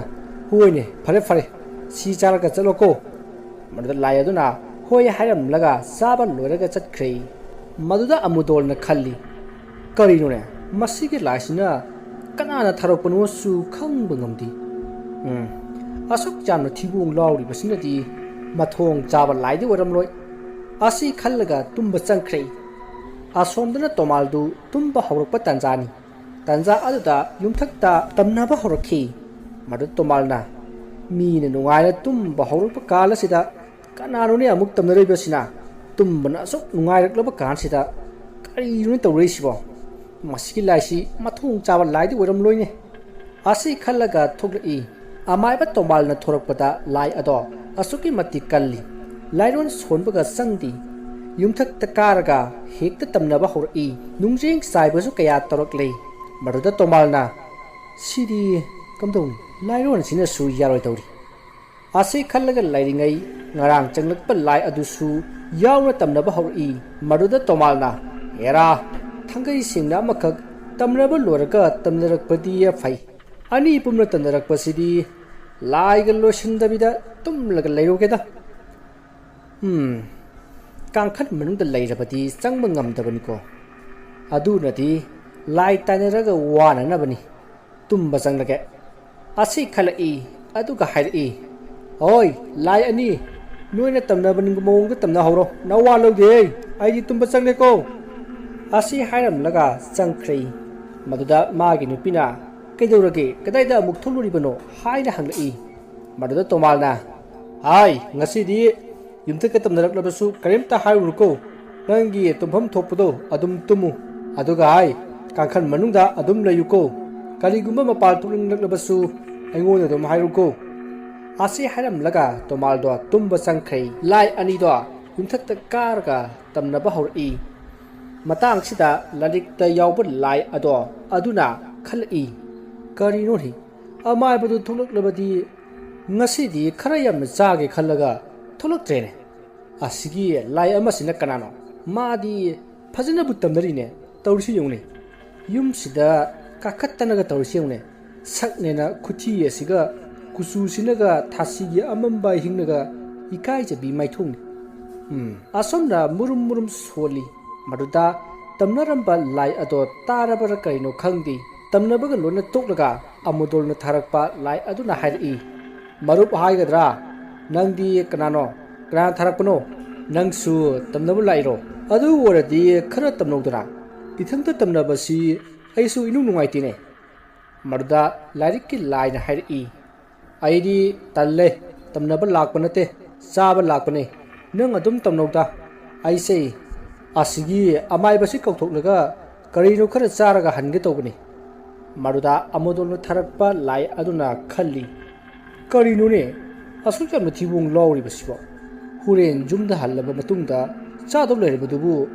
ꯊꯤꯕꯣꯡꯗꯤ ꯂꯥꯎꯈ꯭ꯔꯦꯗ ꯑꯁꯤ ꯈꯜꯂꯒ ꯃꯥꯒꯤ ꯇꯝꯅꯐꯝ ꯊꯣꯛꯄ ꯑꯗꯣ ꯇꯝꯅꯔꯒ ꯂꯩꯔꯤ ꯃꯗꯨꯗ ꯇꯣꯃꯥꯜꯗꯨ ꯇꯨꯝꯕ ꯌꯥꯗ꯭ꯔ ꯃꯥꯜꯂꯤ ꯂꯥꯏꯔꯣꯟ ꯁꯣꯜꯂꯒ ꯆꯩꯔꯛꯏ ꯍꯣꯏ ꯅꯣꯏ ꯇꯝꯅꯔꯤꯗꯣ ꯈꯔ ꯇꯝꯅꯔꯕꯗꯤ ꯌꯥꯔꯦ ꯇꯣꯛꯑꯣꯗꯅ ꯋꯥꯗ꯭ꯔꯤꯕ꯭ꯔꯣ ꯅꯌꯨꯝꯗ ꯆꯠꯈ꯭ꯔꯣ ꯌꯥꯔꯦ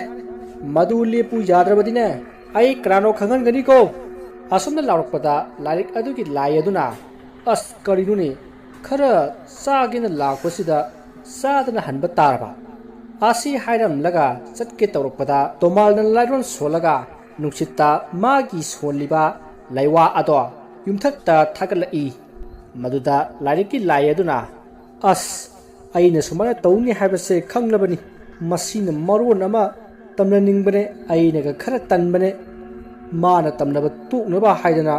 ꯂꯪꯈꯠꯂꯛꯂꯤꯕ ꯂꯥꯏꯔꯣꯟ ꯌꯥꯎꯕ ꯂꯥꯏ ꯅꯨꯡꯁꯤꯠꯁꯤꯅ ꯌꯩꯕꯗ ꯑꯁꯨꯛ ꯌꯥꯝꯅ ꯅꯥꯔꯤꯕꯁꯤꯕꯨ ꯀꯔꯤꯅꯣꯅꯦ ꯑꯃꯁꯤꯗꯤ ꯊꯔꯣ ꯊꯔꯣꯕꯨ ꯑꯣꯜꯂꯤꯅꯦ ꯉꯁꯥꯏꯅ ꯊꯧꯅꯥ ꯐꯅ ꯇꯝꯅꯔꯝꯃꯒ ꯂꯥꯏꯅꯦ ꯀꯥꯏꯅ ꯊꯧꯅꯥꯗꯤ ꯍꯩꯀ꯭ꯔꯨ ꯃꯔꯨꯗ ꯌꯣꯝꯂꯦ ꯍꯥꯏꯗꯨꯅꯤ ꯑꯁꯤ ꯍꯥꯏꯔꯒ ꯅꯣꯛꯐꯦꯠ ꯇꯧꯏ ꯁꯣꯝꯗꯅ ꯑꯃꯨꯗꯣꯜꯅ ꯊꯥꯔꯛꯂꯤꯕ ꯂꯥꯏ ꯑꯗꯣ ꯊꯔꯣ ꯊꯔꯣ ꯑꯣꯜꯂꯒ ꯈꯥꯡꯏ ꯃꯗꯨꯗ ꯂꯥꯏꯔꯤꯛꯀꯤ ꯂꯥꯏꯅ ꯍꯥꯏꯔꯛꯏ ꯕꯣꯟꯙꯨ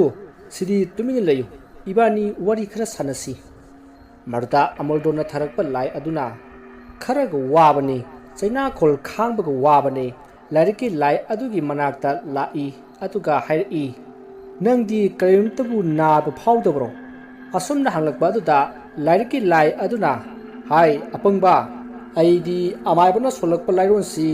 ꯑꯩꯉꯣꯟꯗ ꯄꯥꯟꯕ ꯌꯧꯔꯣꯏ ꯅꯣꯏꯅ ꯅꯥꯔꯤꯗꯨꯅ ꯈꯔ ꯁꯣꯟꯕꯒꯤꯅꯤ ꯑꯩꯗꯤ ꯅꯥꯗ꯭ꯔꯤꯕꯁꯤꯅ ꯎꯗ꯭ꯔꯥ ꯑꯩꯅ ꯅꯪꯉꯣꯟꯗꯒꯤ ꯈꯔ ꯀꯟꯕꯒꯤꯅꯤ ꯑꯗꯨꯅ ꯑꯩ ꯋꯥ ꯑꯃ ꯍꯥꯏꯒꯦ ꯁꯤꯗ ꯈꯔ ꯆꯪꯁꯤꯜꯂꯧꯅꯦ ꯑꯁꯨꯛꯀ ꯀꯧꯁꯤꯜꯂꯤ ꯑꯗꯨꯒ ꯍꯥꯏꯔꯛꯏ ꯌꯦꯟ ꯌꯥꯝꯅ ꯂꯣꯏꯕ ꯌꯨꯝ ꯑꯃ ꯂꯩꯔꯤꯕꯅꯤ ꯑꯗꯨꯗ ꯌꯦꯟ 2 ꯄꯨꯔꯛꯎ ꯑꯗꯨꯒ ꯑꯩꯉꯣꯟꯗ ꯀꯠꯂꯨ ꯑꯗꯨꯒ ꯑꯩꯅ ꯅꯥꯗ꯭ꯔꯤꯕꯁꯤꯒꯤ ꯃꯔꯝꯗꯣ ꯅꯪꯉꯣꯟꯗ ꯍꯥꯏꯔꯛꯑꯒꯦ ꯃꯗꯨꯗ ꯑꯃꯨꯗꯣꯜꯒꯤ ꯂꯥꯏ ꯑꯗꯣ ꯆꯠꯈ꯭ꯔꯦ ꯑꯗꯨꯒ ꯃꯅꯤ ꯍꯣꯏꯒꯤ ꯌꯨꯝꯊꯪꯅꯕꯒꯤ ꯌꯦꯡꯒꯣꯟꯗ ꯂꯣꯏꯕ ꯌꯦꯟ ꯑꯍꯨꯝ ꯄꯨꯔꯒ ꯂꯥꯛꯏ ꯃꯗꯨꯗ ꯂꯥꯏꯔꯤꯛꯀꯤ ꯂꯥꯏ ꯑꯗꯨꯅ ꯄꯨꯔꯛꯂꯕ꯭ꯔꯥ ꯍꯥꯏꯅ ꯍꯪꯉꯤ ꯃꯗꯨꯗ ꯑꯃꯨꯗꯣꯜꯒꯤ ꯂꯥꯏ ꯑꯗꯨꯅ ꯄꯨꯔꯛꯂꯦ ꯍꯥꯏꯅ ꯈꯨꯝꯂꯤ ꯂꯥꯏꯔꯤꯛꯀꯤ ꯂꯥꯏ ꯑꯗꯨꯅ ꯀꯌꯥꯅꯣ ꯄꯨꯔꯛꯏꯕꯗꯨꯕꯣ ꯑꯩꯉꯣꯟꯗ ꯄꯤꯔꯛꯎ ꯍꯥꯏꯅ ꯂꯧꯏ ꯃꯗꯨꯗ ꯑꯃꯨꯗꯣꯜꯒꯤ ꯂꯥꯏ ꯑꯗꯨꯅ ꯑꯅꯤ ꯄꯤꯔꯦ ꯑꯗꯨꯒ ꯑꯃꯅ ꯃꯥꯅ ꯆꯥꯔꯤ ꯃꯗꯨꯗ ꯂꯥꯏꯔꯤꯛꯀꯤ ꯂꯥꯏꯅ ꯏꯁ ꯁꯛꯇꯥ ꯑꯁꯤꯒꯁꯨ ꯑꯅꯤ ꯄꯨꯔꯛꯏ ꯍꯥꯏꯔꯒ ꯃꯥꯒꯤꯁꯨ ꯑꯃ ꯌꯦꯞꯂꯛꯏꯅꯦ ꯁꯛꯅꯦꯅ ꯑꯩꯗꯧꯅ ꯈꯔ ꯐꯖꯔꯗꯤ ꯐꯩ ꯑꯁꯤ ꯍꯥꯏꯔꯒ ꯆꯩꯔꯛꯏ ꯃꯗꯨꯗ ꯑꯃꯨꯗꯣꯜꯒꯤ ꯂꯥꯏ ꯑꯗꯨꯅ ꯅꯪꯅ ꯍꯥꯏꯅꯤ ꯍꯥꯏꯕꯗꯨ ꯍꯥꯏꯔꯣꯗꯅ ꯍꯥꯏꯅ ꯍꯥꯏꯔꯛꯏ ꯃꯗꯨꯗ ꯂꯥꯏꯔꯤꯛꯀꯤ ꯂꯥꯏ ꯑꯗꯨꯅ ꯉꯁꯤꯗꯒꯤ ꯆꯍꯤ 500ꯔꯣꯝꯒꯤ ꯃꯃꯥꯡꯗꯒꯤ ꯑꯩ ꯑꯁꯤ ꯂꯩꯔꯛꯂꯕꯅꯤ ꯑꯩꯒꯤ ꯆꯍꯤꯁꯤ ꯌꯥꯝꯁꯤꯜꯂꯛꯇꯅ ꯂꯣꯏꯁꯤꯟꯕꯤꯅꯅꯕ ꯂꯩꯇꯕꯗꯒꯤ ꯑꯃꯥꯏꯕ ꯑꯃꯅ ꯑꯔꯨꯕ ꯂꯥꯏꯔꯤꯛ ꯍꯥꯏꯕ ꯂꯥꯏꯔꯤꯛ ꯑꯗꯨꯗ ꯃꯇꯝ ꯄꯨꯝꯕꯒꯤ ꯑꯣꯏꯅ ꯇꯨꯝꯍꯜꯂꯒ ꯊꯝꯈꯤꯕꯅꯤ ꯍꯥꯟꯅꯗꯤ ꯑꯩꯁꯦ ꯂꯥꯏ ꯃꯌꯥꯝꯒ ꯄꯨꯟꯅ ꯆꯠꯂꯒ ꯇꯝꯅꯕ ꯃꯌꯥꯝ ꯑꯃ ꯆꯠꯂꯝꯂꯤꯕꯅꯤ ꯅꯣꯡꯃ ꯂꯥꯏ ꯃꯌꯥꯝꯅ ꯅꯝꯂꯒ ꯅꯨꯄꯥ ꯑꯃ ꯍꯥꯠꯈꯤ ꯃꯗꯨꯗ ꯃꯥꯒꯤ ꯑꯄꯣꯛꯄ ꯃꯃꯥꯅ ꯂꯌꯥꯝꯁꯤꯡꯒꯤ ꯃꯔꯛꯇ ꯑꯌꯥꯛꯄ ꯃꯤꯆꯩ ꯑꯃ ꯆꯩꯔꯛꯈꯤ ꯑꯩꯒꯤ ꯏꯆꯥꯅ ꯂꯩꯇꯕ ꯆꯍꯤ ꯐꯥꯗ꯭ꯔꯤꯉꯩꯗ ꯅꯈꯣꯏꯁꯨ ꯂꯣꯏꯅꯃꯛ ꯃꯥꯡꯕ ꯑꯣꯏꯌꯨ ꯍꯥꯏꯅ ꯁꯥꯞ ꯇꯧꯔꯛꯈꯤ ꯑꯩꯗꯤ ꯃꯣꯏ ꯂꯌꯥꯝꯅ ꯍꯥꯠꯄꯗꯣ ꯑꯩꯗꯤ ꯌꯥꯎꯗꯦ ꯌꯨꯝ ꯑꯗꯨꯒꯤ ꯌꯦꯡꯒꯣꯟꯗ ꯆꯪꯂꯒ ꯌꯦꯟ ꯀꯟꯅ ꯆꯥꯔꯤ ꯑꯗꯨꯅ ꯑꯩꯗꯤ ꯃꯤꯆꯩ ꯑꯗꯨ ꯑꯩꯒꯤ ꯁꯔꯨꯛ ꯊꯨꯡꯈꯤꯗꯦ ꯑꯇꯩꯗꯤ ꯆꯍꯤ ꯐꯥꯗ꯭ꯔꯤꯉꯩ ꯂꯣꯏꯅ ꯃꯊꯪ ꯃꯊꯪ ꯇꯞꯅ ꯇꯞꯅ ꯃꯥꯡꯈꯤ ꯑꯩꯁꯨ ꯃꯣꯏꯒ ꯄꯨꯟꯃꯤꯟꯅꯔꯝꯕꯅꯤꯅ ꯑꯩꯅ ꯈꯔ ꯆꯥꯒꯟꯕ ꯑꯣꯏꯕꯁꯤꯗ ꯇꯥꯏꯕꯪꯄꯥꯟ ꯁꯦꯝꯂꯤꯕ ꯃꯄꯨꯅ ꯅꯣꯏ ꯄꯨꯟꯅ ꯆꯠꯃꯤꯟꯅꯔꯒ ꯅꯪꯅ ꯆꯥꯔꯒ ꯂꯩꯊꯣꯛꯄꯗꯒꯤ ꯅꯪꯗꯤ ꯂꯣꯏꯁꯤꯟꯕ ꯌꯥꯍꯧꯗ꯭ꯔꯦ ꯇꯥꯏꯕꯪꯄꯥꯟꯒꯤ ꯈꯣꯡꯆꯠ ꯊꯨꯒꯥꯏꯔꯤ ꯍꯥꯏꯗꯨꯅ ꯃꯄꯨ ꯏꯕꯨꯡꯉꯣꯅ ꯑꯩꯕꯨ ꯆꯥꯕꯗ ꯆꯣꯞꯄ ꯇꯧꯔꯨꯕ ꯊꯕꯛꯇ ꯃꯥꯏ ꯄꯥꯛꯑꯅꯨ ꯍꯥꯏꯅ ꯆꯩꯕꯤꯈꯤ ꯃꯗꯨꯗꯒꯤꯅꯤ ꯑꯩꯅ ꯉꯁꯤ ꯐꯥꯎꯕ ꯊꯤꯕꯣꯡ ꯂꯥꯎꯔꯤꯕꯁꯦ ꯅꯪꯁꯨ ꯑꯩꯒꯤ ꯏꯅꯥꯛꯇ ꯂꯩꯔꯕꯗꯤ ꯆꯥꯕ ꯌꯥꯝꯅ ꯐꯪꯗꯣꯔꯤꯕ ꯖꯥꯠꯅꯤ ꯑꯗꯨꯅ ꯑꯩꯒꯤ ꯏꯅꯥꯛꯇ ꯂꯩꯔꯣꯗꯅ ꯍꯥꯏꯅ ꯐꯥꯒꯤ ꯇꯧꯔꯛꯏ ꯃꯗꯨꯗ ꯑꯃꯨꯗꯣꯜꯒꯤ ꯂꯥꯏ ꯑꯗꯨꯅ ꯑꯗꯨꯗꯤ ꯌꯥꯔꯣꯏ ꯑꯩꯒꯤ ꯊꯋꯥꯏ ꯇꯪꯈꯥꯏ ꯑꯃꯗꯤ ꯑꯃꯥꯏꯕꯅ ꯄꯥꯏꯈ꯭ꯔꯦ ꯍꯥꯏꯅ ꯍꯥꯏꯔꯛꯏ ꯃꯗꯨꯗ ꯂꯥꯏꯔꯤꯛꯀꯤ ꯂꯥꯏꯅ ꯐꯔꯦ ꯑꯗꯨꯗꯤ ꯅꯪꯁꯨ ꯆꯠꯂꯣ ꯑꯩꯁꯨ ꯆꯠꯂꯒꯦ ꯃꯈꯣꯏ ꯑꯃꯥꯏꯕꯒꯩꯅ ꯃꯤꯒꯤ ꯃꯥꯡꯅꯅꯕ ꯇꯧꯔꯨꯁꯨ ꯍꯥꯏꯔꯕꯁꯨ ꯅꯪ ꯀꯩꯗꯧꯅꯨꯡꯗ ꯇꯧꯕ ꯌꯥꯗꯦꯀꯣ ꯃꯗꯨ ꯇꯧꯔꯕꯗꯤ ꯅꯪꯒꯤ ꯑꯔꯣꯏꯕ ꯃꯇꯝ ꯂꯥꯛꯀꯅꯤ ꯑꯁꯤ ꯍꯥꯏꯅꯔꯕ ꯃꯇꯨꯡ ꯑꯃꯨꯗꯣꯜꯒꯤ ꯂꯥꯏ ꯑꯗꯣ ꯊꯥꯗꯣꯛꯈ꯭ꯔꯦ ꯑꯗꯨꯒ ꯂꯥꯏꯔꯤꯛꯇꯒꯤ ꯊꯣꯛꯂꯛꯄ ꯂꯥꯏ ꯑꯗꯨꯁꯨ ꯍꯜꯂꯛꯂꯦ ꯃꯇꯝꯅ ꯍꯧꯈꯤꯕꯅ ꯅꯣꯡꯁꯨ ꯉꯥꯜꯂꯤ ꯃꯗꯨꯗ ꯇꯣꯃꯥꯜꯅ ꯂꯩꯇꯥꯏꯅꯔꯒ ꯋꯥꯗꯧꯒꯤ ꯁꯔꯨꯛ ꯇꯨꯃꯤꯟꯅ ꯇꯨꯝꯕꯅ ꯐꯩ ꯈꯜꯂꯛꯏ ꯑꯩꯅ ꯑꯁꯨꯛ ꯌꯥꯝ ꯋꯥꯅ ꯂꯩꯇꯥꯏꯅꯔꯒ ꯀꯩꯗꯧꯅꯔꯨꯅꯤ ꯈꯪꯗꯕ ꯁꯥꯔꯒ ꯇꯨꯃꯤꯟꯅ ꯇꯨꯝꯕꯅ ꯐꯩ ꯑꯁꯤ ꯈꯜꯂꯒ ꯑꯃꯥꯏꯕ ꯇꯣꯃꯥꯜꯗꯤ ꯂꯩꯈ꯭ꯔꯦ ꯇꯁꯦꯡꯕꯒꯤꯗꯤ ꯂꯥꯏꯔꯤꯛꯀꯤ ꯂꯥꯏ ꯑꯗꯨ ꯈꯨꯗꯣꯡꯊꯤꯕ ꯑꯃ ꯊꯣꯛꯈꯤꯕꯗꯒꯤ ꯃꯤꯒꯤ ꯐꯠꯇꯅꯕ ꯇꯧꯕꯁꯤ ꯇꯣꯛꯈ꯭ꯔꯕꯅꯤ ꯃꯥꯒꯤ ꯍꯥꯏꯕꯕꯨ ꯑꯃꯗꯒꯤ ꯑꯃꯨꯛ ꯆꯥ ꯑꯃꯗꯒꯤ ꯑꯃꯨꯛ ꯆꯥ ꯇꯧꯔꯒ ꯂꯩꯖꯔꯤꯕꯅꯤ ꯃꯇꯝꯅ ꯑꯁꯨꯝ ꯊꯦꯡꯖꯤꯟꯈꯤꯕꯅ ꯃꯅꯤ ꯑꯃꯗꯤ ꯏꯕꯣꯆꯧ ꯑꯃꯨꯛ ꯄꯨꯜꯂꯒ ꯋꯥꯔꯤ ꯀꯟꯅ ꯇꯥꯟꯅꯔꯛꯏ ꯃꯗꯨꯗ ꯃꯅꯤꯅ ꯍꯥꯏꯔꯛꯏ ꯉꯔꯥꯡ ꯑꯩꯈꯣꯏ ꯌꯨꯝꯒꯤ ꯅꯥꯀꯟꯒꯤ ꯈꯨꯔꯥ ꯇꯣꯝꯕꯗꯣ ꯃꯈꯣꯏꯒꯤ ꯌꯦꯟ ꯑꯍꯨꯝ ꯁꯤꯔꯒ ꯂꯩꯔꯝꯃꯤ ꯍꯥꯏꯅꯦ ꯑꯩꯈꯣꯏ ꯏꯃꯥꯅꯁꯨ ꯍꯟꯗꯛ ꯌꯦꯟ ꯉꯥꯅꯨꯒꯤ ꯂꯥꯏꯅꯥ ꯂꯥꯛꯂꯕ ꯃꯥꯜꯂꯤ ꯄꯪꯁꯤꯗ ꯁꯤ ꯍꯥꯏꯅꯔꯛꯏ ꯍꯥꯏꯅ ꯇꯝꯂꯛꯏꯅꯦ ꯃꯗꯨꯗ ꯏꯕꯣꯆꯧꯅ ꯚꯥꯏ ꯅꯥꯔꯒ ꯁꯤꯕꯗꯤ ꯑꯣꯏꯔꯝꯃꯣꯏꯀꯣ ꯑꯩꯈꯣꯏꯅ ꯁꯥꯟꯅꯔꯤꯕ ꯂꯥꯏꯗꯨꯅ ꯆꯥꯕ ꯁꯣꯏꯗꯅ ꯑꯣꯏꯔꯝꯒꯅꯤ ꯃꯗꯨꯗ ꯃꯅꯤꯅ ꯍꯣꯏꯅꯦ ꯃꯗꯨꯒꯤ ꯂꯥꯏꯗꯨ ꯎꯔꯤꯈꯩ ꯆꯥꯒꯦ ꯍꯥꯏꯔꯛꯇꯧ ꯃꯥꯜꯂꯤꯅꯦ ꯃꯗꯨꯒꯤ ꯂꯥꯏꯗꯣ ꯊꯤꯕꯣꯡ ꯌꯥꯝꯅ ꯂꯥꯎꯏ ꯈꯔ ꯂꯩꯔꯗꯤ ꯃꯥ ꯄꯤꯖꯅꯕꯅꯦ ꯌꯦꯟ ꯉꯥꯅꯨꯒ ꯑꯝꯇ ꯂꯩꯔꯣꯏꯗꯧꯔꯤꯕꯖꯥꯠꯅꯤꯍꯦ ꯃꯗꯨꯗ ꯏꯕꯣꯆꯧꯅ ꯑꯗꯣ ꯊꯣꯏꯕꯤ ꯍꯣꯏꯒꯤꯗꯣ ꯀꯃꯥꯏꯅ ꯇꯧꯁꯦ ꯍꯥꯏꯕ ꯃꯗꯨꯗ ꯃꯅꯤꯅ ꯍꯣꯔꯦꯟ ꯅꯨꯡꯗꯥꯡ ꯀꯧꯊꯣꯛꯂꯒ ꯋꯥꯔꯤꯗꯣ ꯂꯣꯏꯅ ꯁꯥꯟꯅꯔꯁꯤ ꯑꯁꯤ ꯍꯥꯏꯅꯗꯨꯅ ꯌꯨꯝ ꯌꯨꯝꯗ ꯆꯪꯅꯈ꯭ꯔꯦ ꯑꯁꯣꯝꯗꯅ ꯑꯃꯨꯗꯣꯜꯅ ꯈꯜꯂꯛꯂꯤ ꯉꯔꯥꯡ ꯁꯤꯗ ꯂꯥꯛꯄ ꯂꯥꯏꯗꯨ ꯇꯣꯃꯥꯜꯅ ꯊꯥꯔꯛꯄ ꯁꯣꯏꯗꯅ ꯑꯣꯏꯔꯝꯒꯅꯤ ꯀꯌꯥꯗ ꯎꯁꯤꯠꯈꯤꯗ꯭ꯔꯕ ꯑꯉꯥꯡꯅꯣ ꯃꯥꯅ ꯀꯌꯥꯝ ꯍꯩꯔꯗꯅ ꯍꯣꯔꯦꯟꯗꯤ ꯈꯪꯒꯅꯤꯗꯅ ꯃꯣꯏꯒꯤ ꯆꯥꯛꯈꯨꯝꯗꯣ ꯃꯅꯤꯡ ꯃꯃꯥꯡ ꯑꯣꯟꯊꯣꯛꯂꯒ ꯊꯝꯂꯒꯦ ꯈꯪꯒꯅꯦꯕ ꯑꯩ ꯀꯅꯥꯅꯣ ꯈꯪꯗꯕ ꯁꯥꯔꯗꯅ ꯑꯁꯨꯝꯅ ꯈꯜꯂꯒ ꯂꯩꯔꯤ ꯑꯁꯨꯝꯅ ꯃꯇꯝꯗꯨ ꯍꯧꯈꯤꯕꯅ ꯅꯨꯃꯤꯗꯥꯡ ꯌꯧꯁꯤꯜꯂꯛꯂꯤ ꯃꯗꯨꯗ ꯇꯣꯃꯥꯜꯅ ꯍꯥꯏ ꯅꯨꯄꯤ ꯆꯥꯛꯇꯣ ꯊꯨꯅ ꯂꯣꯏꯁꯤꯜꯂꯨ ꯃꯤꯁꯤꯡꯁꯦ ꯌꯥꯝ ꯎꯁꯤꯠꯇ꯭ꯔꯦ ꯉꯁꯤꯗꯤ ꯑꯩ ꯀꯅꯥꯅꯣ ꯈꯪꯍꯟꯒꯦ ꯃꯥꯒꯨꯝꯕ ꯑꯃꯥꯏꯕ ꯑꯃꯅ ꯑꯁꯨꯛ ꯎꯁꯤꯠꯇꯕ ꯑꯩꯅ ꯑꯍꯟꯅꯤ ꯍꯥꯏꯗꯅ ꯍꯟꯕꯤꯕꯁꯤꯗ ꯌꯥꯝ ꯎꯁꯤꯠꯇ꯭ꯔꯦ ꯃꯗꯨꯗ ꯇꯣꯃꯥꯜꯒꯤ ꯅꯨꯄꯤꯅ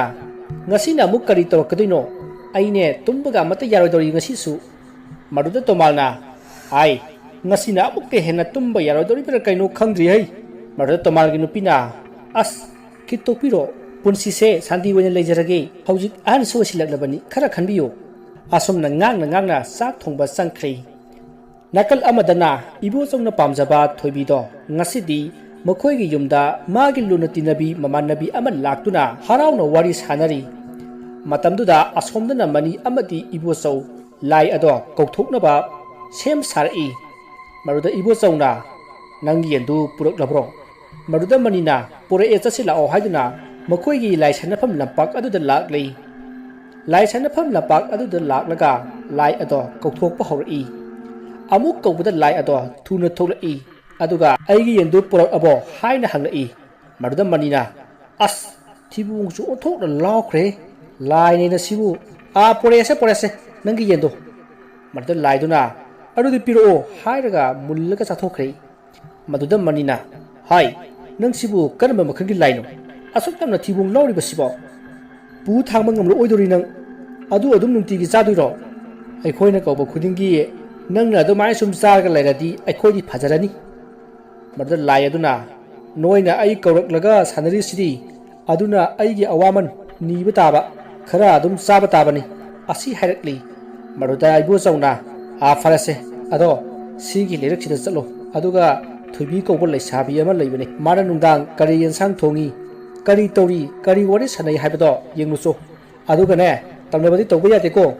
asi hairaga thadokhi laiduna mate khara chaturaba matung amuk hanjillaklaga hairai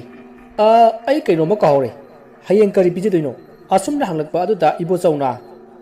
as ai di nang adum chakhidu malaga nang sunung phadokti zadana leyu kaino asi hairakpada lai aduna adudi nangsu sakada bida amta leyudana asi hairaga sauri maruda ibo chauna hoise mani hoida gira kaino yen ama pijarage asi hainaraga thadokhi lambida ibo chau amati mani wari sanaraga lai karinu bai nangna ai khoidagi amu pini hakhiduna maruda ibo chauna bai aina khara phagadra haikibani adu nuidagi puthokpa tallagasu kanadagi no charu sono thadokhrga lori kaino asomna hainaraga mayumda changna khrei lai adudi somda lakpada thoibi hoigi thungnaw mapada leplaga wari tari thoibiga mamanabiga wari sanabadu tuminna tari mamanabina hairi nangonda nakoi kungi ibo chauduna hek tanabadubu haujichu adum tanaraklibo maduda thoibina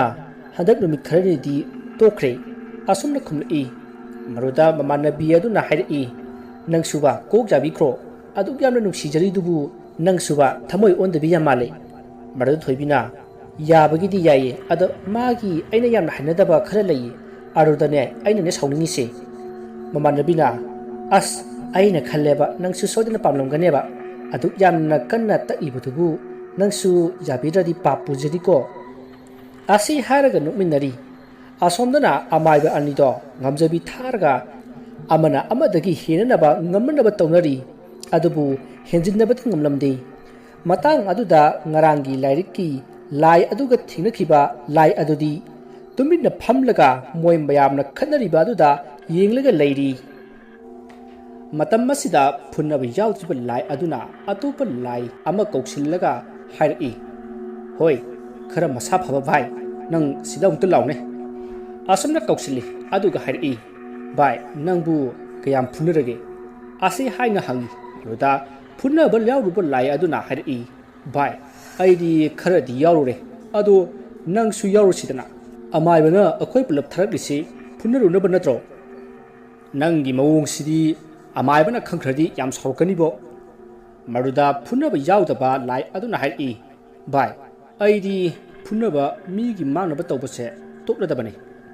natradi nangsu nongmadibako sodana awaba tarakani nangsu phunaba yawrunu lai aikhoibu singlaklibase amaibi makhoina makhoigi apambadu khak tawunaba nati aikhoigi tarang marang asida makhona sangsillaga aikhoibu sanabani aduna makhoisu awaba taradabani lai aikhoigisu akhoigi oiba matamda thoklaga miyuibabu manganaba tawbada taibang mapunasu akhoibu karisu tawti aduna aidi aikhoigi oiba talang marang aduda chakhrani amaibana phana kaurabasu aidi laklaroi asi haramlaga chenkhri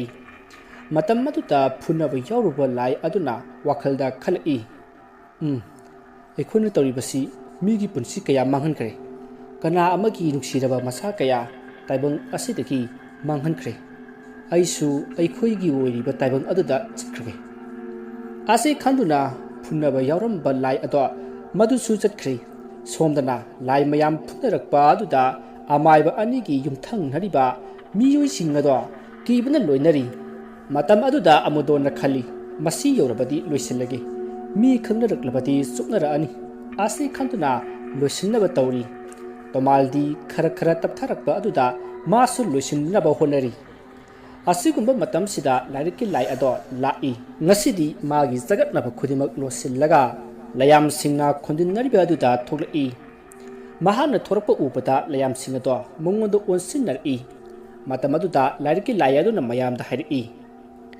khondinnariba lai mayam sing ai kaidoma ta haijegi nakhoibu tharakliba amaiba adugidi phari aduga karisu khangjadaba taibang panna sida leiriba miyoibana saukhrabadi phana kalli hadunasu aikhoina karisu tawbang ngamloi khudam moina nakhoibu phattaba insinduna tawhalliba amaiba aduda nakhoibu kari tawbang ngami aduna aikhoi punna hayingi numit asida aikhoigi oiba taibang aduda chatkrasi aduga maram sadana taibang miyoibana insillaga taibang mi hatkhiba laising adudi aikhoigi oiba taibang aduda changlakpa yairoi wafam asi taibang mapuna haiduna laklaba wafamni hayeng aikhoigi oiba numit haibadi lamta thangja umang lai harauba matamda aikhoigi matam adumak lai maduda thoklaga aikhoina taibang ngasida sanabada khoyum laigi ayakpa michei su leiroi maruda ayetpa pirakpa taibang mi singdi hatpadasu taibang mapuna aikhoida karimata hairoi aduna hayeng aikhoigi taibangda chatnanaba sem sanaro asana lairiki lai aduna hairakpada khundinnaba yawba lai amana aikhoigi thawai tangkhai amati amaiba amaibi makhoina paisinduna thamkhri maduna hayeng taibang mapuna aikhoibu sanghan birakani thajadi asi haiduna khundinnaramba lai amana thawai wana hairi maruda lairiki laina amuk khumlai madu pumba taibang mapuda haijagadabani haijabada jadaba khoyum kanabu leibagi asi haiduna themjinbiri asumna hainaringai mathangi nongsu ngalakadori maruda layamna nongsu ngalaklagani aduna aikhoi pumba magi leifamda chatnarasi haiduna makhoi pumba chatnakhri nongsu ngalakle thoibi amati magi mamanabi ayuki tawpham thokpa thabaksing adu loisilli amaromdana mani amati ibosau mani hoida sak saminari manina bai kharga chasilo sak toklaga thoibi hoida chalusi ngasidi yaidana maruda ibosawna yaine chalusine aidi saningdana lermini ado lajidi kamai tokse haino maruda manina hai ngaikho chatpada sanarasi aikhoi ma hoi taneba asi haina roga tumina leikhri sak chaba toklaga mani amati ibosau koiba thokli thoibisu mamanabi thinba thokli lambida makhoi mari punna thengnari maruda manina thoibi noina manabidu khunthunabadagi natro thoibina hoi mane tamani masida manina ado noina manabidu aiga wariyamta sanajage yagadro khara hangbirone maruda thoibina hari sitaredana wari sanasi haisi kali hayu haino maruda mamanabi aduna as sana dum sanase aikhoi khak chatpado nungaiteba nangsu horen kanam jawda bida lamhang du phawr ka chatpado nungai roeba mamanabi gi wadu taraga thoibina hairi tamani punna dum sanaraga chatminna se hairi maruda manina hai adudi yaroida asmai toro nanga ibo chauga maninda lakera mamangda chatkera ama toro nuige mangda sanaba yaroiba ikai jeyeba maruda thoibina adudi mangda chatlo aikhoina maninda lakki manina hai nangsu akhoi baisiga lakmino natradi ma amuk lehorage haira aneba maruda ibo chauna asbai yarase kari wore sanage haino maruda manina hai apangba nangi su tanja ma pibi bani ne apang sidi ibo chauna yarase ado kuina di chatminna nuko aidi sumana mukphau chatminna jiba thoibi dei kai jei ko manina hoiba ikai do ikai dana ba wari sanabadane mongondo suyeng jengrun adu waradi ikai basu kharadi farani dana asi haram laga manido gam chatkhri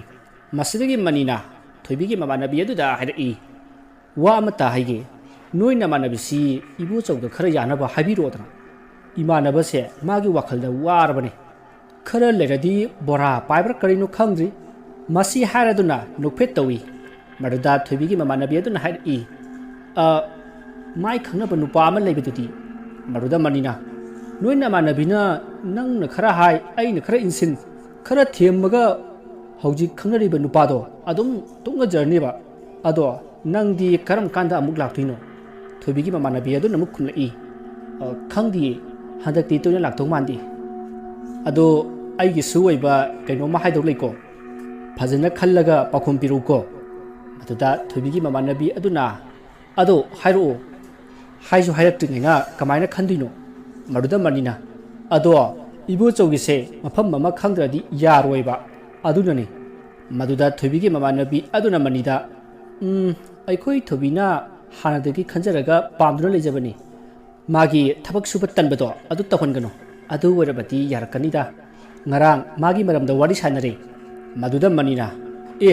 adu mana haraga pu kadobi tandino taibang sida bu nupi na haibada yadaba nupa bu leibro ado ibu chogidu mafam mama khanga kanda aigi su hairage yaidana asi hairaga lambido chatli ibu chawdi wasu amata ngangti thoibisu karisu hainati asum lakpana thoibigi mamanabi hoigi khun machin jarok lei aduda thoibina nangsu noi khun jaralbanina changkhro aikhoi su chatkrage asi hainaraga makoi amuk lai halakpagi lambida manina thoibida nang aikhoi ibu chawdi yadaba yariko nangna pamba singdo ai lutna tawhallageba asi hairakpada thoibina noigi ibo chawse yam suningde adudaini aina ma pamdrise hayeng thabak suningdradi kari jadoinoba aduna ma thabak khara suhalo adudi yarage manina hoise ai nangna pambado loi tawhallage asi hairaga ibo chawda jingrai ibo chawdi makhoigi maningda khara laptakna tung inaraga laklibani asumda lakpana thoibi hoigi thongan jawrakpadagi thoibi su changhori aduga maniga ibo chawga su mayumda halai asumna asum haukhibana nimidang oisilakle ngasidi amudol amati toman leijabi tharaga honarage khanduna thaurang pumba tawduna leiri asomdana manina ibo chawda hanglai sanabisi kanadagi pusi haino masi hanglakpada ibo chawna ngasidi purarose kanadagi no ama saruro hairaga thajiluraga lore asumna hainaraga manina larik adu kolaga puthoraklei aduga ibo chawda salasi hainaraduna makoi ani lampak kamna laklei masidagi makoi lampak yausilaklei harude ibo chawna lairon do solaga lai ado kauthoklai lai ado tholaklei aduga ngasidi yamna gyan tana thoklai aduga hairi mani ibo chaw ngasidagidi ai amukhana tholaklaroi nakhoisu hanagi punsida hanjalo aduga asumna lai sanabagi wakhal pumba thadoklo maramdi mase afaba thabak nati masi nakhoi anigi punsibu manghan basu yai aisu ngasidagi lai mayamgi woiba taibang aduda chatkrage ibochaw nangna thoibi nungsibado ado adum nungsiu thabak khara khara disu adu warabati thoibina nang sodna yarakani aduga larik adugi makha taba sarukta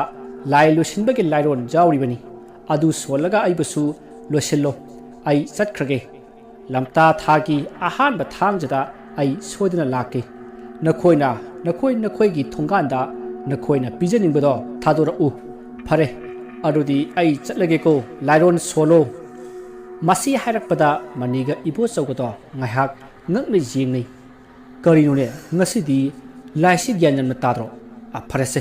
mana lailo salo hairakli ngisida lusilasi natradi amuk saage hairakati kamai tawni se pro se asi haiduna manina lairon do soli asumna solba loisilei chatlam daida lai aduna manida hairi mani nangna phanglakiba lairik ase nanggi mapuda pikho aduga hayu lairik ase lawruba mi aduda amuk yahon kho hayu lairik asi ngasidagi nakhoi amuk hana sanararoige haina khallu aduna nakhoigi punsida afaba woigani asi haram laga lai adu chatkhri madiga ibo chawgasu bai lairik ase hayeng no ngalaga amaiba tomal da pikrasi ꯍꯧꯖꯤꯛ ꯂꯥꯏꯗꯨꯅ ꯍꯥꯏꯔꯝꯕꯗꯣ ꯑꯃꯥꯏꯕ ꯇꯣꯃꯥꯜꯗꯁꯨ ꯍꯥꯏꯔꯁꯤ ꯑꯁꯤ ꯍꯥꯏꯅꯔꯒ ꯃꯈꯣꯏ ꯑꯅꯤ ꯌꯨꯝꯗ ꯆꯪꯅꯔꯛꯈ꯭ꯔꯦ ꯁꯣꯝꯗꯅ ꯑꯃꯥꯏꯕ ꯇꯣꯃꯥꯜ ꯑꯃꯗꯤ ꯑꯃꯥꯏꯕ ꯑꯃꯨꯗꯣꯜ ꯃꯈꯣꯏꯅ ꯉꯝꯖꯕꯤ ꯊꯥꯗꯅ ꯃꯈꯣꯏꯒꯤ ꯂꯥꯏꯁꯤꯡ ꯑꯗꯨꯕꯨ ꯀꯧꯔꯤ ꯑꯗꯨꯕꯨ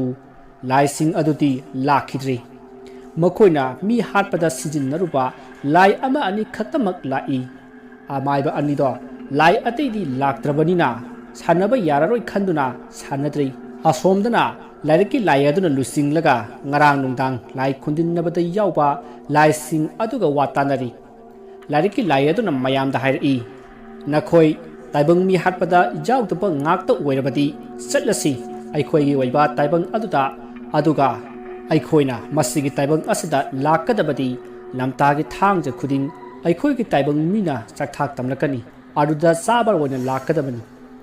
ꯑꯁꯨꯝꯅ ꯍꯥꯏꯗꯨꯅ ꯂꯥꯏ ꯃꯌꯥꯝ ꯑꯗꯣ ꯃꯈꯣꯏꯒꯤ ꯑꯣꯏꯕ ꯇꯥꯏꯕꯪ ꯑꯗꯨꯗ ꯆꯠꯈ꯭ꯔꯦ ꯃꯇꯝꯅ ꯍꯧꯈꯤꯕꯅ ꯅꯣꯡꯁꯨ ꯉꯥꯜꯂꯤ ꯃꯅꯤ ꯑꯃꯗꯤ ꯏꯕꯣꯆꯧ ꯑꯃꯥꯏꯕ ꯇꯣꯃꯥꯜ ꯃꯣꯏꯒꯤ ꯃꯌꯨꯝꯗ ꯂꯥꯛꯂꯤ ꯃꯅꯤꯅ ꯇꯣꯃꯥꯜꯕꯨ ꯀꯧꯔꯛꯏ ꯃꯗꯨꯗ ꯇꯥꯔꯗꯨꯅ ꯑꯃꯥꯏꯕ ꯇꯣꯃꯥꯜꯗꯣ ꯃꯄꯥꯟꯂꯥꯡꯗ ꯊꯣꯛꯂꯛꯂꯤ ꯃꯅꯤꯒ ꯏꯕꯣꯆꯧꯒꯅ ꯂꯦꯞꯂꯒ ꯂꯩꯔꯝꯕ ꯑꯗꯨꯗ ꯀꯩꯗꯧꯕ ꯌꯥꯎꯔꯦ ꯀꯥꯈꯠꯂꯨ ꯍꯥꯏꯗꯨꯅ ꯃꯥꯡꯒꯣꯜꯗ ꯀꯥꯈꯠꯇꯨꯅ ꯐꯝꯍꯜꯂꯤ ꯃꯁꯤꯗꯒꯤ ꯃꯅꯤꯅ ꯃꯥꯒꯤ ꯈꯥꯎꯗꯒꯤ ꯑꯔꯨꯕ ꯂꯥꯏꯔꯤꯛ ꯑꯗꯨ ꯄꯨꯊꯣꯛꯂꯛꯏ ꯃꯗꯨ ꯎꯕꯗ ꯑꯃꯥꯏꯕ ꯇꯣꯃꯥꯜꯗꯤ ꯄꯨꯡꯉꯛ ꯉꯛꯏ ꯑꯗꯨꯒ ꯃꯅꯤꯅ ꯍꯥꯏꯔꯛꯏ ꯑꯣꯖꯥ ꯂꯥꯏꯔꯤꯛ ꯑꯁꯤ ꯑꯩꯅ ꯍꯨꯔꯥꯟꯕꯅꯤ ꯂꯥꯏꯔꯤꯛ ꯑꯁꯤꯒꯤ ꯃꯅꯨꯡꯗꯒꯤ ꯂꯥꯏ ꯑꯃꯁꯨ ꯑꯩꯅ ꯁꯥꯟꯅꯔꯨꯔꯦ ꯂꯥꯏ ꯑꯗꯣ ꯊꯤꯕꯣꯡꯁꯨ ꯌꯥꯝꯅ ꯂꯥꯎꯏ ꯂꯥꯏꯗꯨꯅ ꯉꯔꯥꯡ ꯂꯥꯏꯔꯤꯛ ꯑꯁꯦ ꯑꯣꯖꯥꯗ ꯄꯤꯔꯒ ꯑꯣꯖꯥꯅ ꯑꯃꯨꯛ ꯂꯥꯏꯔꯤꯛ ꯑꯁꯤ ꯂꯧꯔꯛꯄ ꯑꯣꯖꯥ ꯑꯗꯨꯗ ꯄꯤꯕꯤꯌꯨ ꯍꯥꯏꯔꯝꯃꯤ ꯑꯗꯨꯅ ꯑꯣꯖꯥꯅ ꯈꯔ ꯄꯤꯕꯤꯌꯨ ꯑꯩꯈꯣꯏꯅ ꯑꯃꯨꯛ ꯑꯣꯖꯥꯗ ꯊꯤꯟꯕ ꯂꯥꯛꯆꯔꯤꯕꯁꯤꯅꯤ ꯑꯁꯤ ꯍꯥꯏꯔꯝꯂꯒ ꯃꯈꯣꯏ ꯑꯅꯤꯁꯨ ꯆꯠꯈ꯭ꯔꯦ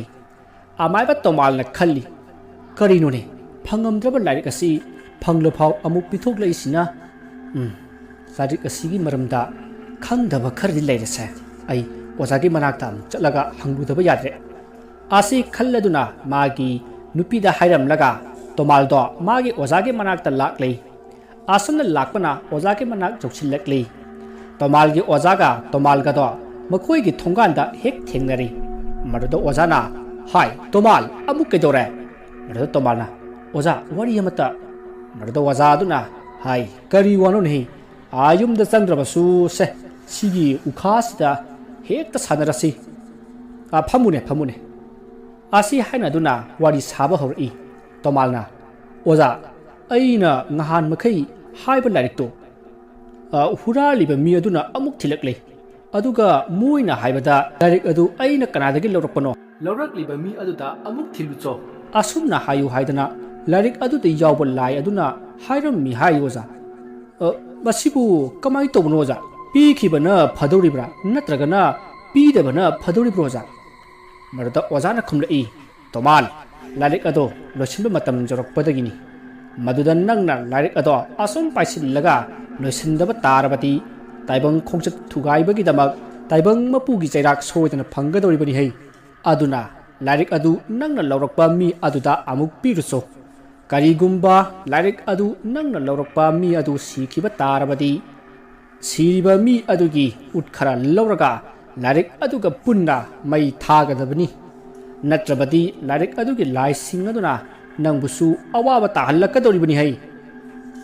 ꯃꯥꯒꯤ ꯑꯣꯖꯥꯒꯤ ꯋꯥꯗꯨ ꯇꯥꯕꯗ ꯇꯣꯃꯥꯜꯅ ꯑꯣꯖꯥ ꯑꯗꯨꯗꯤ ꯑꯩ ꯑꯃꯨꯛ ꯍꯜꯂꯒꯦ ꯑꯁꯤ ꯍꯥꯏꯔꯝꯂꯒ ꯌꯨꯝꯗ ꯍꯜꯂꯛꯂꯝꯃꯤ ꯃꯍꯥꯛꯅ ꯌꯨꯝ ꯍꯜꯂꯛꯄꯗ ꯂꯝꯕꯤꯗ ꯆꯠꯅ ꯈꯜꯂꯤ ꯃꯁꯤꯒꯤ ꯂꯥꯏꯔꯤꯛꯁꯤꯗꯤ ꯑꯉꯛꯄꯅꯤ ꯀꯥꯟꯅꯩ ꯈꯪꯅ ꯑꯃꯨꯛ ꯄꯤꯊꯣꯛꯄ ꯇꯥꯔꯕ ꯊꯥꯏꯅꯒꯤ ꯑꯍꯟꯁꯤꯡꯅ ꯍꯥꯏꯔꯝꯕ ꯑꯐꯕ ꯑꯐꯥꯎꯕ ꯃꯤ ꯑꯣꯏꯔꯒꯦ ꯍꯥꯏꯔꯕꯗꯤ ꯑꯣꯏꯖꯕ ꯈꯔ ꯊꯥꯗꯣꯛꯄ ꯇꯥꯏ ꯍꯥꯏꯔꯝꯕꯗꯨ